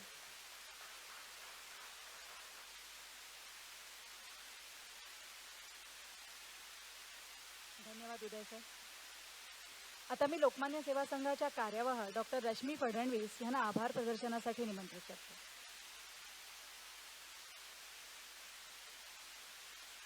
नमस्कार. संस्थेच्या 99 वर्षाच्या कारकिर्दीनंतर 100व्या वर्षात प्रवेश करताना सर्वांप्रती कृतज्ञता व्यक्त होणं हे आवश्यकच आहे. संस्थेच्या दालनातून प्रवेश करणारी प्रत्येक व्यक्ती काहीतरी सुकृत घेऊनच येत असते. आम्ही आता अशा वळणावरती उभे आहोत की व्यासपीठावरील मान्यवर आणि आमच्या समोरील मान्यवर त्यांच्याकडे एकच दृष्टिक्षेप टाकला का असं एकच संवादाला जाणवते की एक शब्द दिलेला, एक शब्द पाळलेला, जाणीवांच्या भिंतींना साकार आधार दिलेला. तर सर्वप्रथम मला असं वाटतं की जन्मदात्या आईने दिलेले आयुष्यासाठीचे वरदान स्मरून आपल्या समाजभानाची संवेदना सतत जागृत ठेवणारे आमचे नेत्रशल्य विशारद पद्मश्री डॉक्टर तात्याराव लहाने यांच्याबद्दल आम्हाला मनोमन कृतज्ञता वाटते. तसंच आपल्या पालकांकडून सामाजिक भानाचे बाळकडूच घेऊन अर्थकारणात यशस्वी प्रवेश केलेले सारस्वत बँकेचे अध्यक्ष श्री गौतमजी ठाकूर यांच्या प्रती कृतज्ञता. आणि यानंतरचा जो कार्यक्रम आहे त्या संगीत संध्या सादर करणाऱ्या सर्व कलाकारांनाही धन्यवाद. आपण येताना पाहिलंच असेल संस्कार भारतीच्या रांगोळीने आणि केलेला परिसर जो सुशोभित झालेला आहे त्या करणाऱ्या कविता जाधव, तसेच तन्वी कोथरेकर, सीमा कांबळे आणि आता रचना संसद महाविद्यालयाच्या आपल्या माधवीताई आल्या आहेत, तर त्यांच्या तिकडे असलेल्या अधिष्ठात्या प्राजक्ता पार्वतीकर यांचे मनपूर्वक आभार. आपल्या अजोड चित्ररेखाटनाने आणि जुळणीने संस्थेच्या 100 वर्षातील आगमन आपल्यापुढे साकारलेले श्री अनिश दाते आणि विश्वास महाशब्दे, तसंच रंगमंचावरती साकार करणारे साईराज पाटोळे यांचे मनपूर्वक आभार. सुयोग्य पद्धतीने ध्वनी प्रक्षेपणाचं तंत्र सांभाळणारे नितीश फणसे, जरा उभे राहा नितीश फणसे कोण, आणि संपूर्ण सभागृहाची सजावट करणारे वास्तुशोभाचे सुर्लेकर यांचे मनपूर्वक आभार. आपल्या अल्पोपहाराची त्यानंतर व्यवस्था पाहणारे विलास नागप आणि संपूर्ण इमारतीचे सुशोभन करणारे आमचे अनंत सोनावणे यांचे मनपूर्वक आभार. संपूर्ण कार्यक्रमाचे चित्रीकरण करून ते फेसबुक आणि यूट्यूबवर प्रसारित करणारे श्री लोकेश तारदाळकर आणि श्री सुधाकर रायकर यांना धन्यवाद. सर्वात महत्त्वाचं म्हणजे सर्व आमचे सहकारी, कर्मचारी आणि आम्हाला मार्गदर्शन करणारी मंडळी आणि सर्व पदाधिकारी आणि सर्व कार्यकारिणी यांचे मनपूर्वक आभार. तसंच लोकमत, महाराष्ट्र टाइम्स, लोकसत्ता, तरुण भारत, सामना आणि अनेक प्रसार माध्यमांनी या कार्यक्रमास प्रसिद्धी दिल्याबद्दल त्यांचे धन्यवाद. आता सगळ्यात महत्त्वाची गोष्ट म्हणजे येथे कार्यरत होऊन गेलेल्या आणि असलेल्या प्रत्येक व्यक्तीने त्यांच्या तणावाचं रूपांतर सृजनशील विचार प्रवाहात केलं आणि तणावाला क्षमता शोधाची एक संधी म्हणूनच पाहिलं आणि म्हणूनच आज आम्ही इथे उभे आहोत. अशा व्यक्तींना स्नेहपूर्वक प्रणाम. आम्ही पुष्पगुच्छांनी त्यांचा सन्मान करीत आहोत. सर्वप्रथम आमच्या स्नेहलताताई डॉक्टर स्नेहलता देशमुख, माजी विश्वस्त आणि मुंबई विद्यापीठाच्या उपकुलगुरू यांचा सन्मान करण्यास मी सांगते.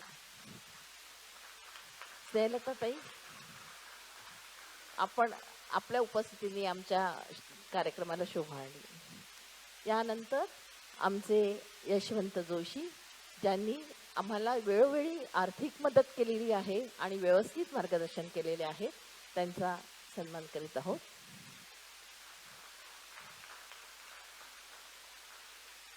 डॉक्टर पांडुरंग वैद्य, आमचे खास मित्र, आम्हाला वेळोवेळी मार्गदर्शन करणारे, यासाठी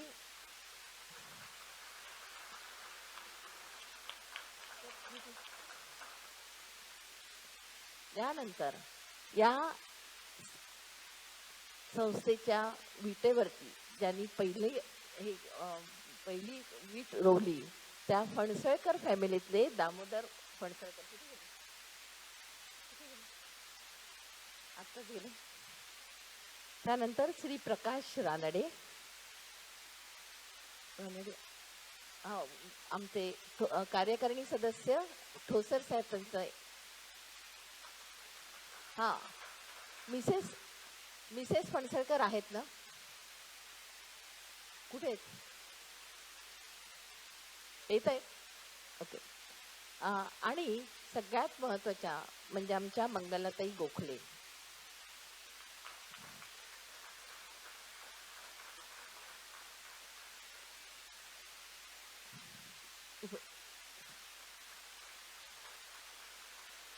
आजचे मान्यवर माधवराव खाडीलकर आणि आशाताई खाडीलकर. अजून एकदम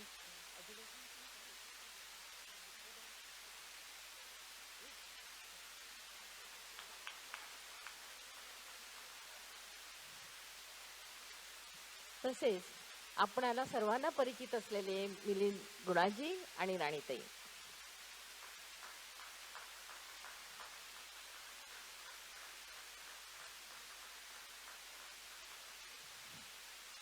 आणि महत्वाचे ज्यांचं आपण खरं म्हणजे बाईट दिला होता त्यांनी, पण आमच्या प्रेमाखातर जे आलेले आहेत ते आमचे अच्युत गोडबोले.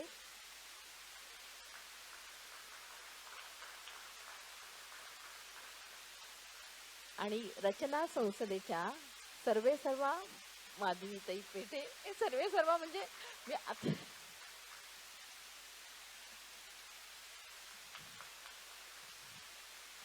आणि महिला उद्योजिका मिनलताई मोहाडेकर आणि लेखक आणि कवी नितीन तेंडुलकर.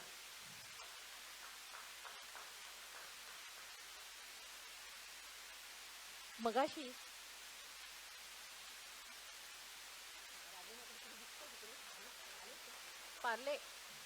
पार्ले पोलीस स्टेशनचे राजेंद्र काणे आलेले.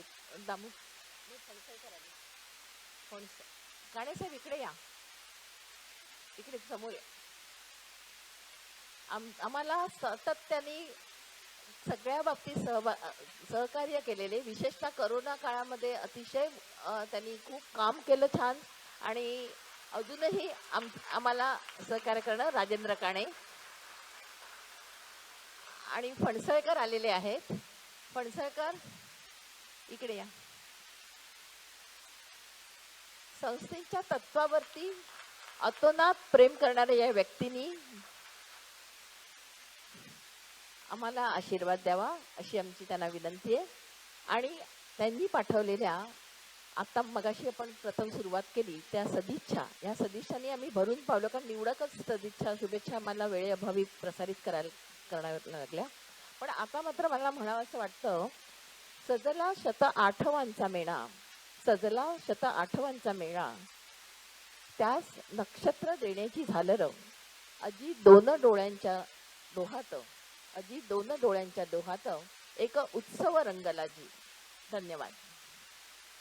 आता पुढील सूत्रे मी सूत्रसंचालिका संगीता साने यांच्याकडे सुपूर्द करीत आहे.